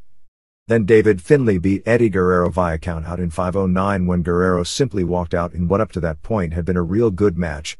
Steve McMichael pinned Meng with a tombstone in 4:46 after Meng no-sold a breakaway chair shot and a metal chair shot. Of course McMichael looked terrible. They did a graphics package on Nash vs. Giant, claiming Nash was 7'1", 367 pounds. Just a few weeks back Nash did an interview and he himself said he was 6'10".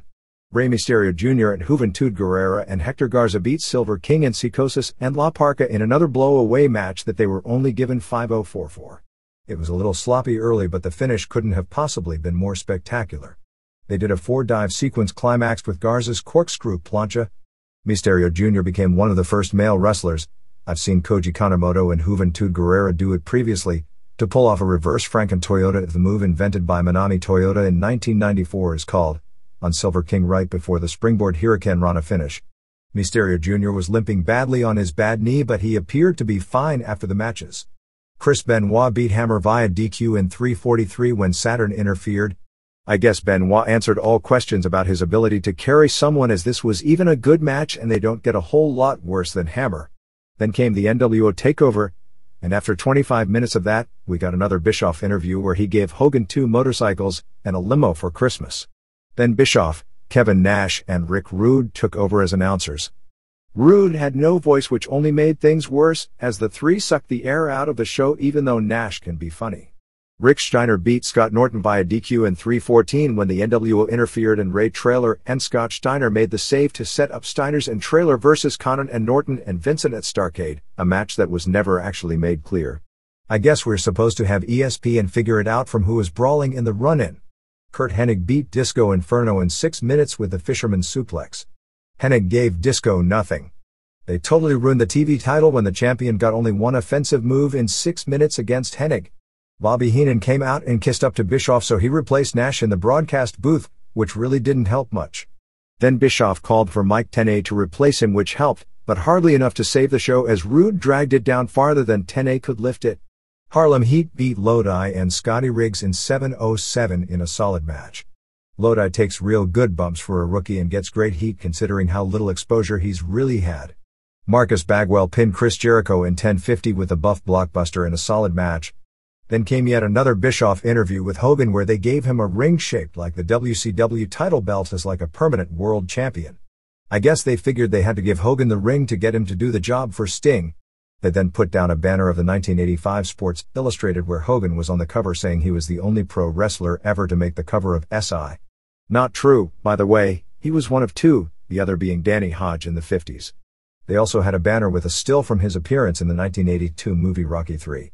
Fans were dead for most of the last 2 hours of the show but booed this segment. Randy Savage beat Lex Luger in the main event in 6:05 when after ref Randy Anderson was bumped. Bagwell and Nash attacked Luger with Nash giving him the power bomb, and Savage dropped the elbow and finally Anderson recovered and counted the pin. The show ended with yet another Bischoff and Hogan interview. This time someone brought Hogan a present which he thought was from Bischoff but Bischoff denied it.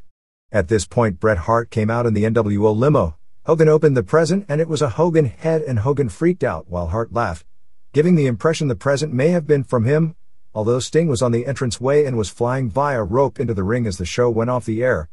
Due to the holidays, we don't have the Monday night ratings at press time.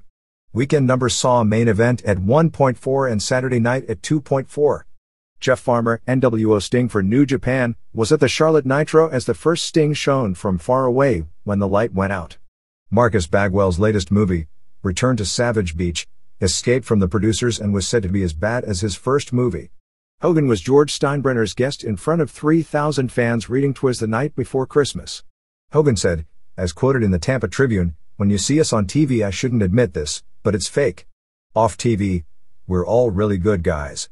We treat other people the way we want to be treated. All year round, 24 hours a day, you have to be nice. If you're a bad guy like Hollywood Hogan, you always lose. If you're a good guy, you always win." Steven Regal returned to England with fluid in his lungs from a bout with pneumonia, and won't be back until sometime next month. The professional future of Alex Wright is very much in question after his brain aneurysm as he's back in Germany. This would be a shame as he had potential to be one of the best. Raven is out of action with an inflamed pancreas. He's lost 20 pounds but is out of danger and has been back in the gym trying to get his weight back. He could have appeared on the television this week, but I guess they are fine doing this angle where he's disappeared. In 1992, Bret Hart got the name Hitman, the sunglasses and his ring outfit trademarked so he can use them in WCW. Hiroyoshi Tenzan is supposed to be headed in during January. Ric Flair should be back in action in late January from his ankle injury, so his first major match back should be against Bret Hart. We heard conflicting stories about him being linked up in the storyline fashion with Deborah McMichael. Scott Hall and Kevin Nash both signed 4-year contract extensions, which puts them under contract until 2003. Jacqueline was let go because on the December 15th show, she was supposed to be attacked and left laying by Elizabeth, and she refused to do the angle. She had a lot of heat on the way out for that one, since they put her over Disco Inferno and had her beating up on so many men despite her being so small, and then she refused to sell in an angle where she'd be jumped from behind and it wouldn't be like she'd be beaten up face to face by Liz. It's one thing to not do a clean job like Disco got fired for not doing, but another to refuse to do an angle to set up a situation to give her a program that she didn't have. Eric Bischoff talked about doing a show next year in Yankee Stadium, although the word we get is that WCW is planning a Nitro in the spring in New York but not at Yankee Stadium. When Rick Rude kept going on and on about being mad at Sting for breaking his neck in Japan, there was a lot of reality to it. Rude had sued WCW over the injury at the Fukuoka Dome in Japan, where Sting did a flying dive like psychosis, and when Rude caught him, his back basically broke as he landed half on a raised platform at half off. He blames Sting for negligence in the lawsuit and still blames him for it today, even though it was obvious from the top it was an accident. Sting also gave a deposition in regard to the suit, which has since been settled, leading to Rude's return, that Rude was unhappy about. Ted DiBiase is actually thinking seriously of making a comeback. DiBiase, who turns 44 next month, has been out of action a few years since suffering a serious neck injury while wrestling in Japan. He collected on a Lloyd's of London insurance policy, signing off that he would never be able to wrestle again. For him to wrestle, he'd have to pay Lloyd's a figure said to be around $462,000, and he's apparently strongly considering it. During his career, DiBiase was one of the best workers of his era. First weekend advance for Boston on January 31st is 11,559 tickets and $244,874, and for the Nitro in New Orleans on January 16th is 8,492 tickets and $196,825. WCW hired Ogilvy and Mather of Atlanta to handle the nearly $5 million advertising budget for the company to promote its pay-per-view and television shows. WCW is working on getting a third Hogan vs. Sting title match for February in Las Vegas.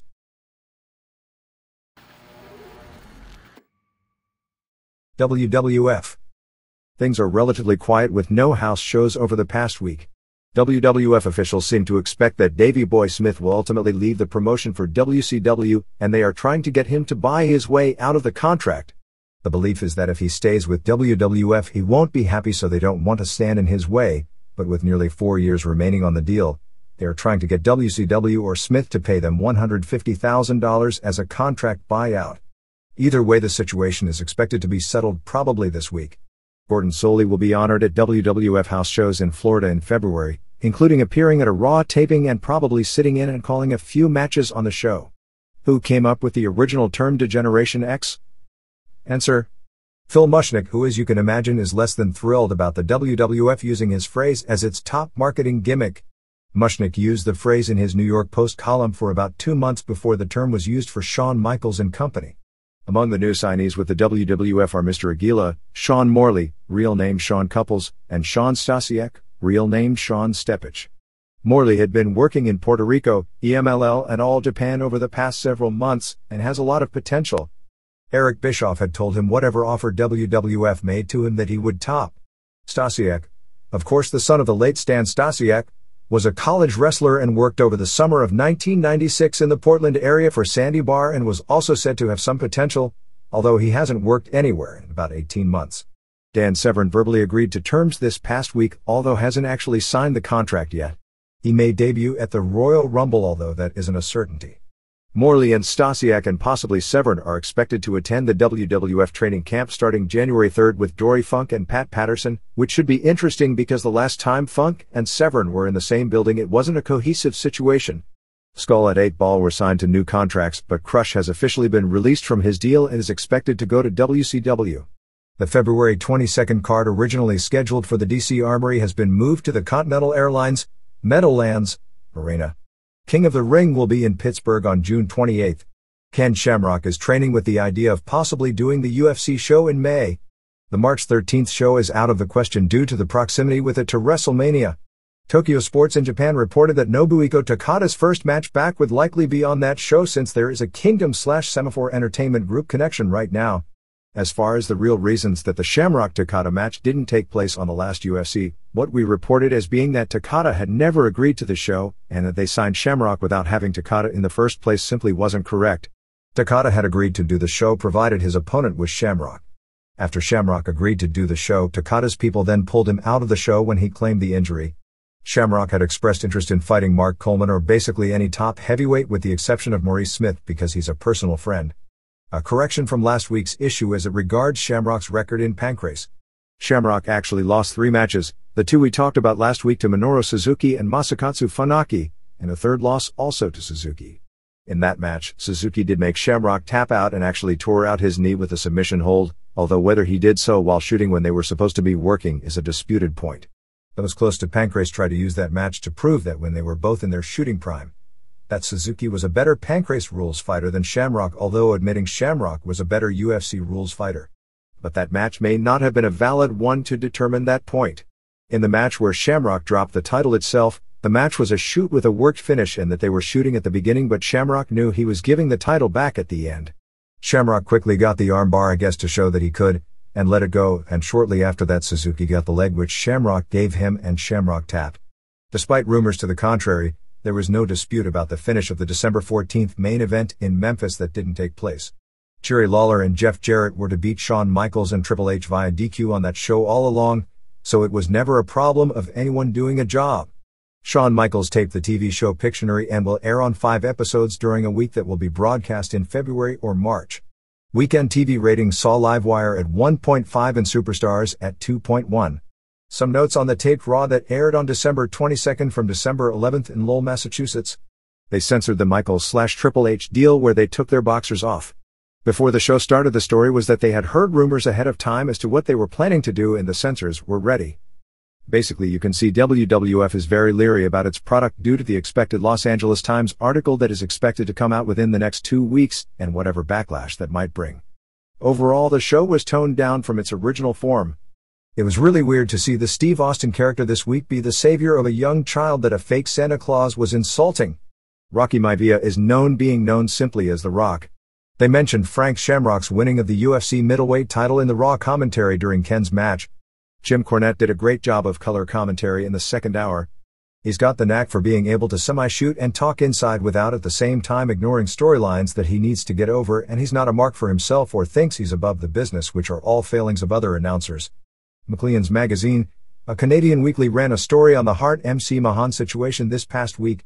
In the story, McMahon claimed he is still bothered by blurred vision and claimed that it could be permanent, and also claimed to have suffered a broken ankle when others intervened.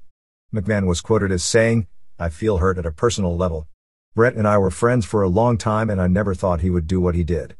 It seems like his Hitman character became the same as Bret Hart. But for God's sake, this is entertainment, not real life." When Hart said that he had been assured by McMahon that he would be able to leave Canada with the title, which he was at various times, including their final conversation a few hours before the match, although McMahon expressed a different opinion at other times, McMahon contradicted him, saying that he told Hart that Michaels was going to win the belt from him in Montreal on October 21st in Tulsa, and claimed Bret didn't like it but knew it was the plan. Of course, that was a McMahon half-truth as well, as in Tulsa he did tell Hart he wanted him to drop the title in Montreal, but promised that he'd get it back in Springfield 1 month later. After Tulsa, McMahon agreed to many different scenarios that changed on a regular basis. See November 17th Observer. So to use the Tulsa conversation as saying that was the plan and everyone knew it is ridiculously misleading. McMahon dismissed Hart's claim about being unhappy with the direction of the company as being a cop-out by someone who wouldn't change with the times.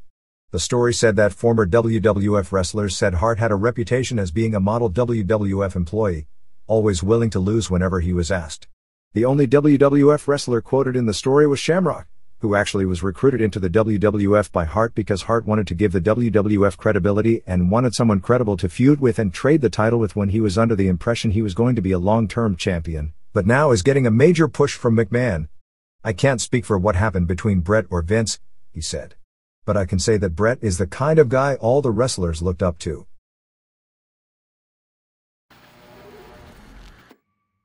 The readers' pages. ECW. I want to make a few comments as it relates to ECW.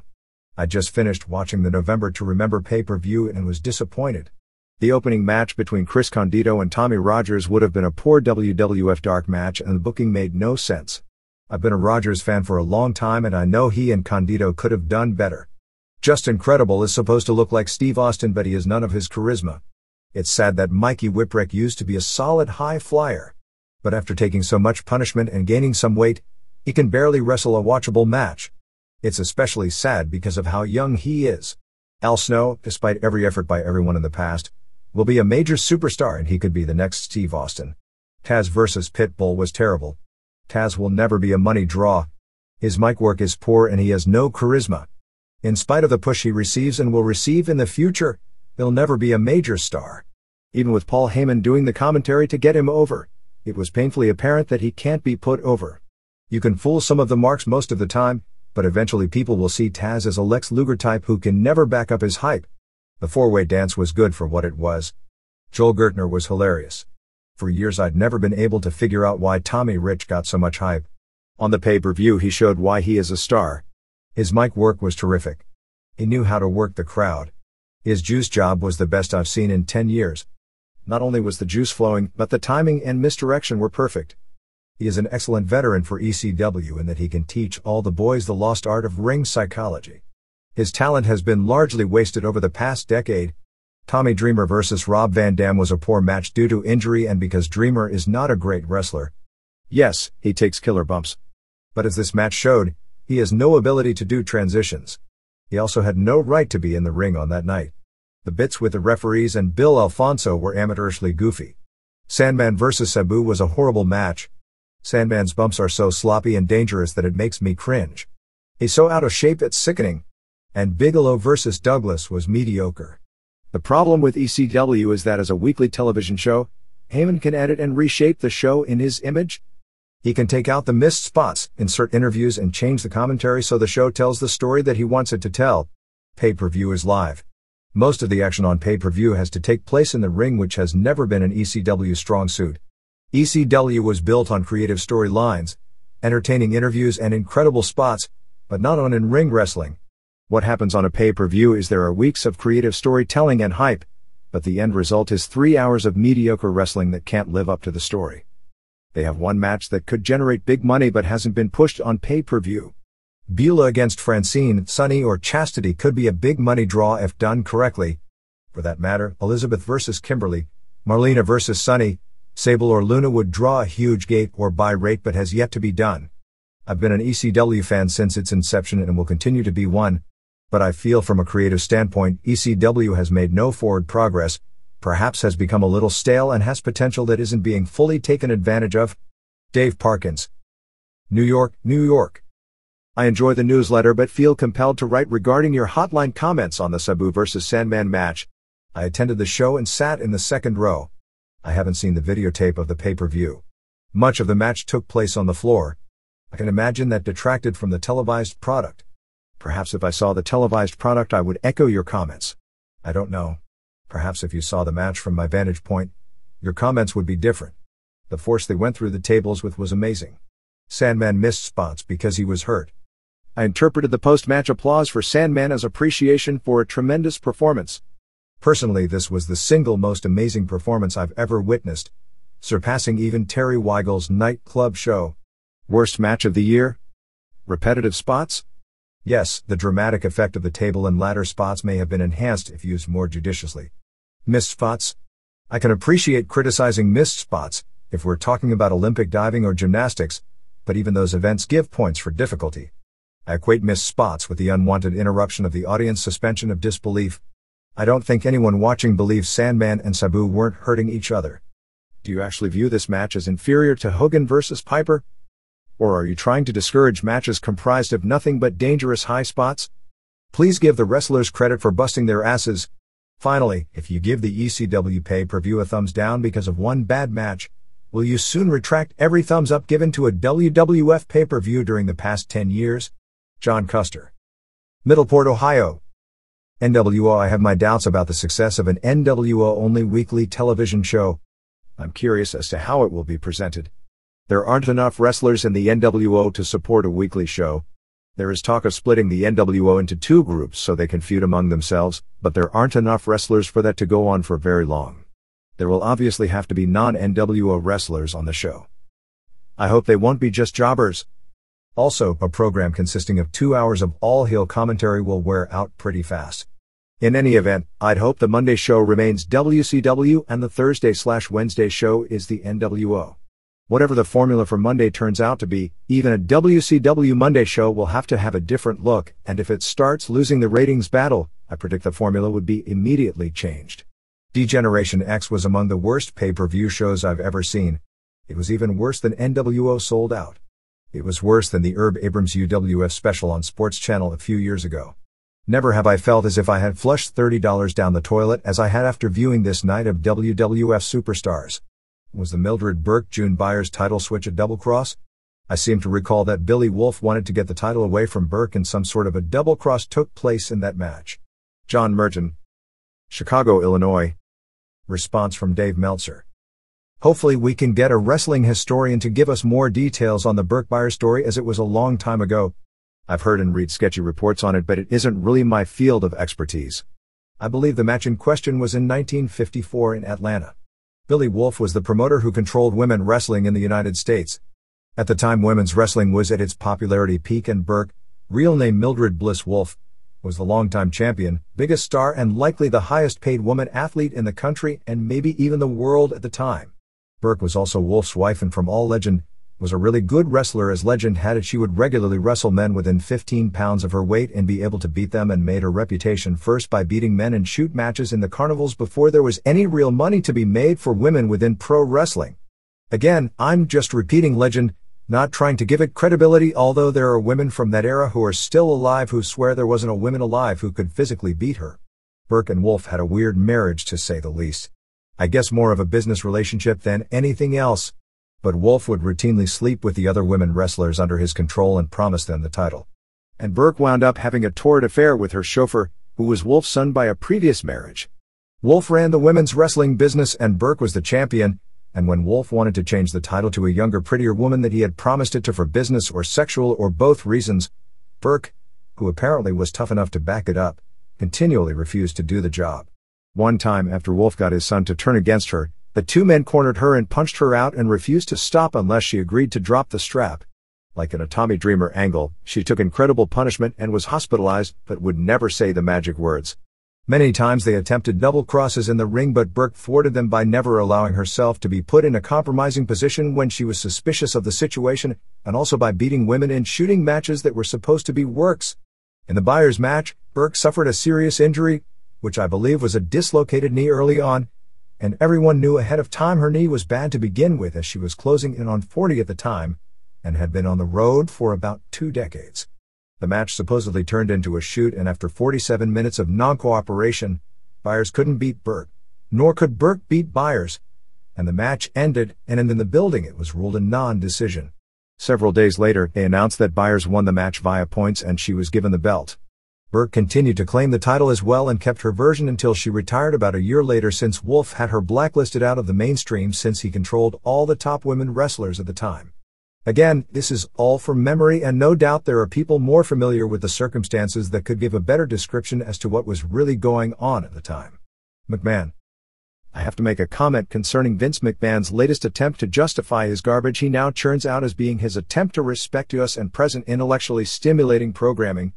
I'm sorry, but Shawn Michaels grabbing his crotch and mooning, Hunter Hearst Helmsley making 6th grade level comments about his penis, Dustin Rhodes breaking up his marriage and family to crawl around the ring with a dog collar on and every week promising to have the top babyface in the promotion wrestle and instead it never happening and he instead does an interview trying to see how many times he can say the word ass in a 5-minute period along with the other homophobic and racist angles don't intellectually challenge me. As the Monday night ratings and pay-per-view buy rates continue to lag behind WCW, I hope he doesn't get on the air and whine and moan about what Ted Turner is doing to him since it is only doing what McMahon did to everyone else 12 years ago. I don't watch pro wrestling to be intellectually stimulated. I watch to see wrestling exhibitions by trained athletes and until WWF can provide more than 10 minutes of wrestling in a 123-minute Jerry Springer marathon, I won't be wasting my time with that second-rate promotion. Concerning the awards, I hope Hulk Hogan doesn't win Most Embarrassing Wrestler again. He may be the most overrated. He may be the worst wrestler. But most embarrassing? Would you really be more embarrassed if somebody caught you watching Hulk Hogan than if they caught you watching Luna and Goldust do their sand thing or Sandman glorifying alcohol abuse? Watching Shawn Michaels pull down his pants should be more embarrassing than being caught watching Hogan wrestle. I know he'll never win it, but Jim Ross is my pick for worst announcer. Actually, he's not the worst, but he's the most unimproved. His constant use of profanity shows an inability to get his points across in a professional manner. His constant use of the terms slobber knocker and hellacious ranks him with the worst cliched work of Vince McMahon. Jim Cornette has been doing a great job of carrying him and should get serious consideration for best announcer. Joey Styles gets second for worst. While the hardcores love him because he knows all the holds, his constant screaming and voice cracking and overemphasis of unimportant points makes him sound more like a shill for an infomercial than an announcer on a wrestling show, although since that's what the ECW television show is, maybe he should actually get the Best Announcer award. Dusty Rhodes is up there too. If he wonders why he's been pulled from the pay-per-view shows, he should listen to a tape of himself and even he should be able to figure it out. I know people hate Sonny Wanu because he does a Japanese heel gimmick, but his gimmick is really an American doing a parody of the whole Japanese heel manager bit and actually in that role he's pretty good. Sable gets my vote for worst manager. Is there any other reason other than her breast size that qualifies her for all the television time she gets? Marcus Bagwell gets most improved. He's gone from being an uninteresting mid-card babyface to a superheat drawing heel and anyone who can carry Lex Luger to a decent match needs to be considered. Paul Verlander.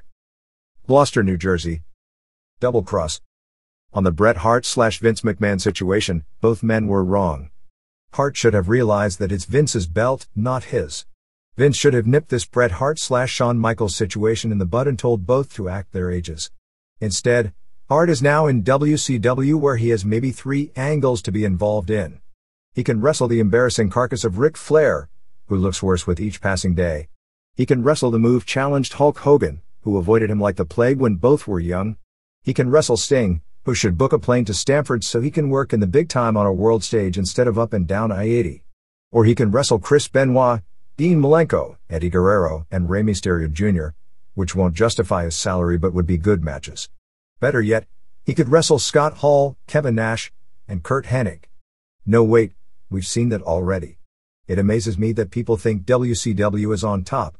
Their roster is filled with mid-carders. The same people wrestle each other over and over again for no reason. Their biggest stars left the company as bumps and returned as guys who talk themselves into the biggest matches and get wins so the ex-model that runs the place has someone to hang with. Their pay-per-view shows are never good from start to finish. Remember, this is the company that opened the Great American Bash with 2 Mexican wrestlers who get paid less than stiffs like Wrath. And if Nitro hasn't been predictable enough, they'll introduce a Thursday show by splitting the roster up. It also amazes me that the WWF hasn't realized it needs to cut down on the number of factions and focus on one-on-one matches. Their roster is thinner than WCW, but they have a younger group. They have to train new wrestlers and sign wrestlers ready to move into the spotlight. The WWF has always focused on bigger wrestlers but needs to pick up smaller ones. Considering how Bischoff is ignoring smaller wrestlers, McMahon should make a move for Chris Benoit and Chris Jericho, who should both be frustrated by their lack of push. If WCW wants Mysterio Jr. to lose his mask, he should make the move north. WCW has tag teams that have gone stale like Harlem Heat and the Steiners. WWF should take them. Pick ECW clean of Chris Condito, Rob Van Dam, Shane Douglas and John Kronus, or just buy the damn company. The WWF does better pay-per-view shows, better house shows. Raw isn't as predictable as Nitro, and nobody comes across as annoying as Bischoff or as clueless as the WCW announcing team. Lawrence Evans, Chicago, Illinois. I don't know if I can ever respect Bret Hart. It isn't that I condone Vince McMahon's decision to double-cross him, but I can understand it.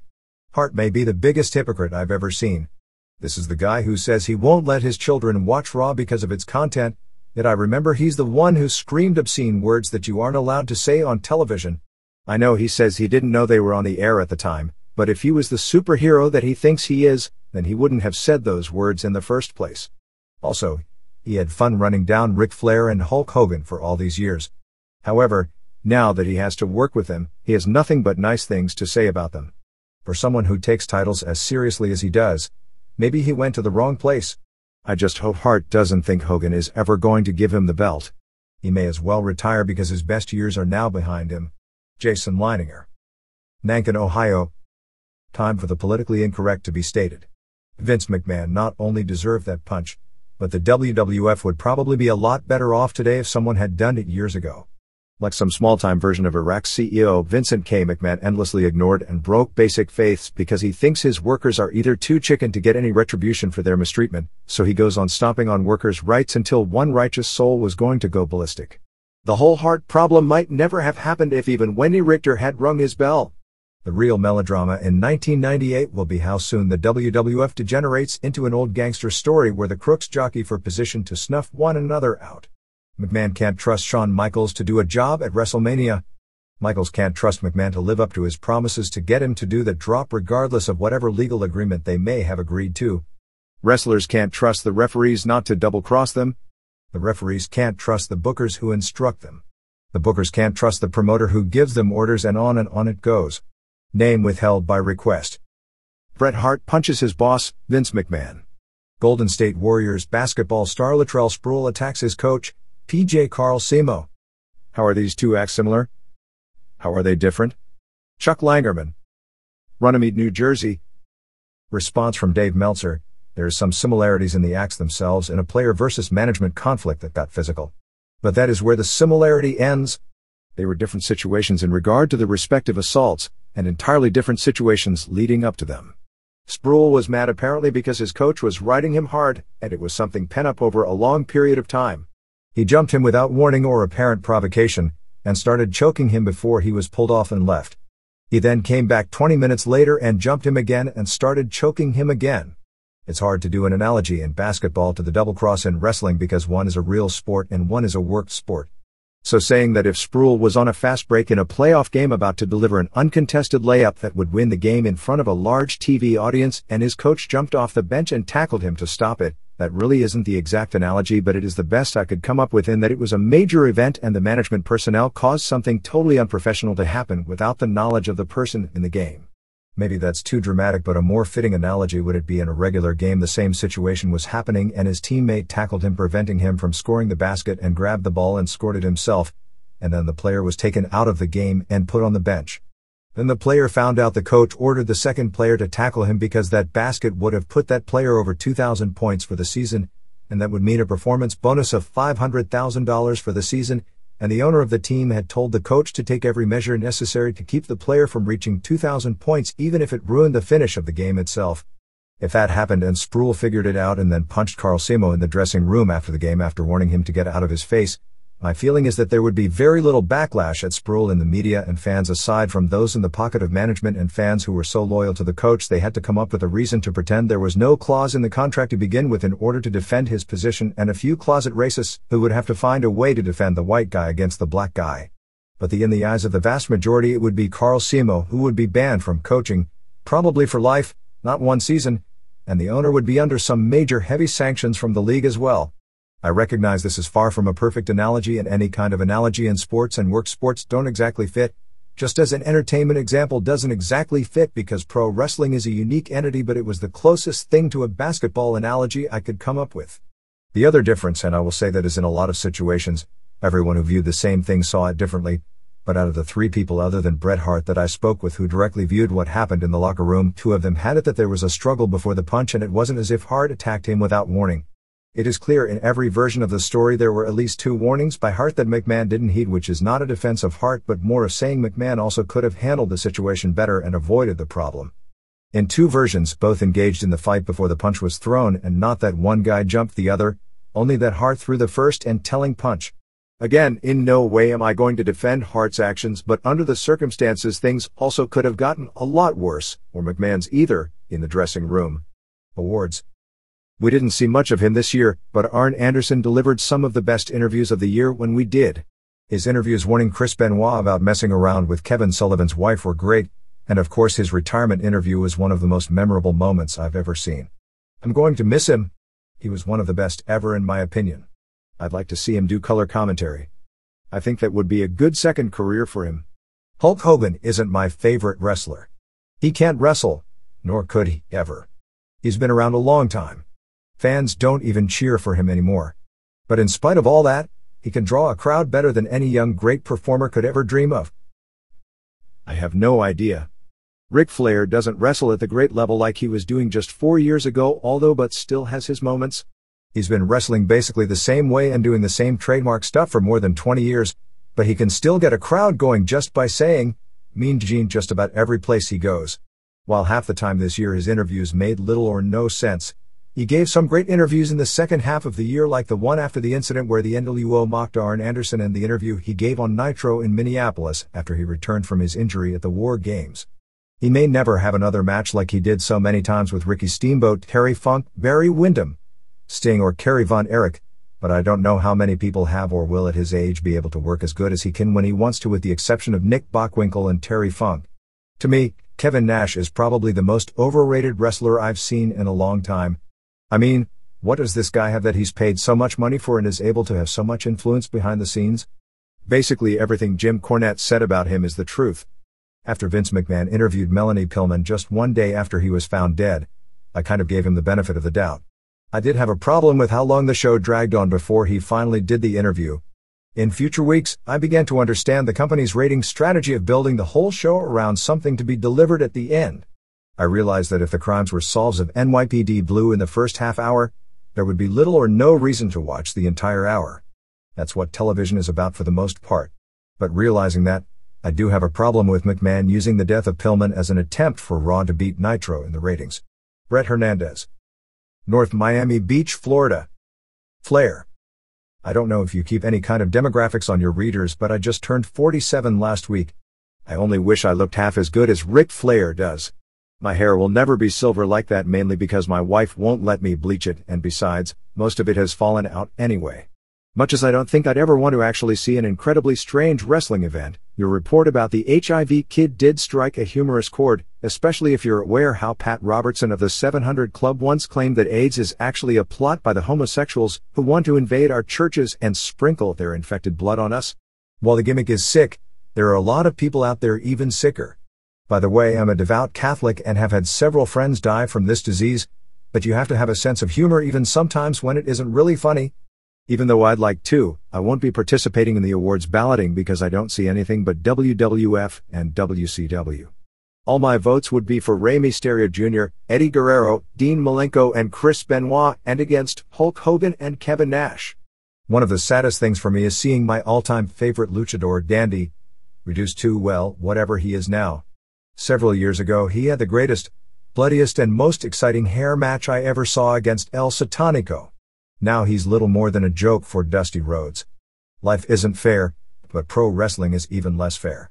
But in my old age, I'm learning to be philosophical about it.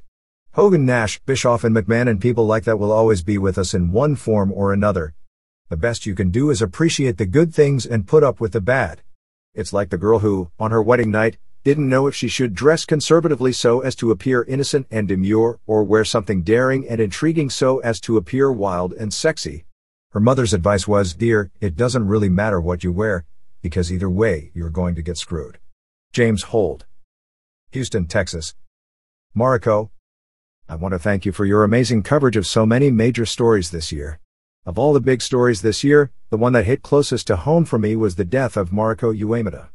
I've been a big fan of All Japan Women and JWP, as well as the other Japanese women's promotions for a couple of years, and being someone who gets attached to wrestlers, even in the case of Mariko as an undercard worker, more than people who watch wrestling to see animals perform stunts for them. Her death hit me hard. Considering the style and the number of dates the women work, although Mariko at this point in her career was only a part-time worker, it's both amazing and fortunate this didn't occur earlier. Being a fan of Mayumi Ozaki and knowing the story about her being good friends with Mariko, I feel bad for her, but at the same time, I think she could have handled the situation after Plum's death in a less exploitive manner. The reason I first subscribed to The Observer was for the coverage of both the women and men's wrestling in Japan. The Observer is definitely worth every penny plus. I read other newsletters and know people who go to the internet for news, but it is obvious The Observer is the Bible of wrestling journalism. Between the in-depth coverage and the quality of the letters that you receive from your readers compared with everyone else, it shows The Observer is truly the best.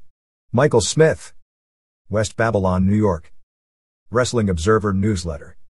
P.O. Box 1228, Campbell, California 95009-1228.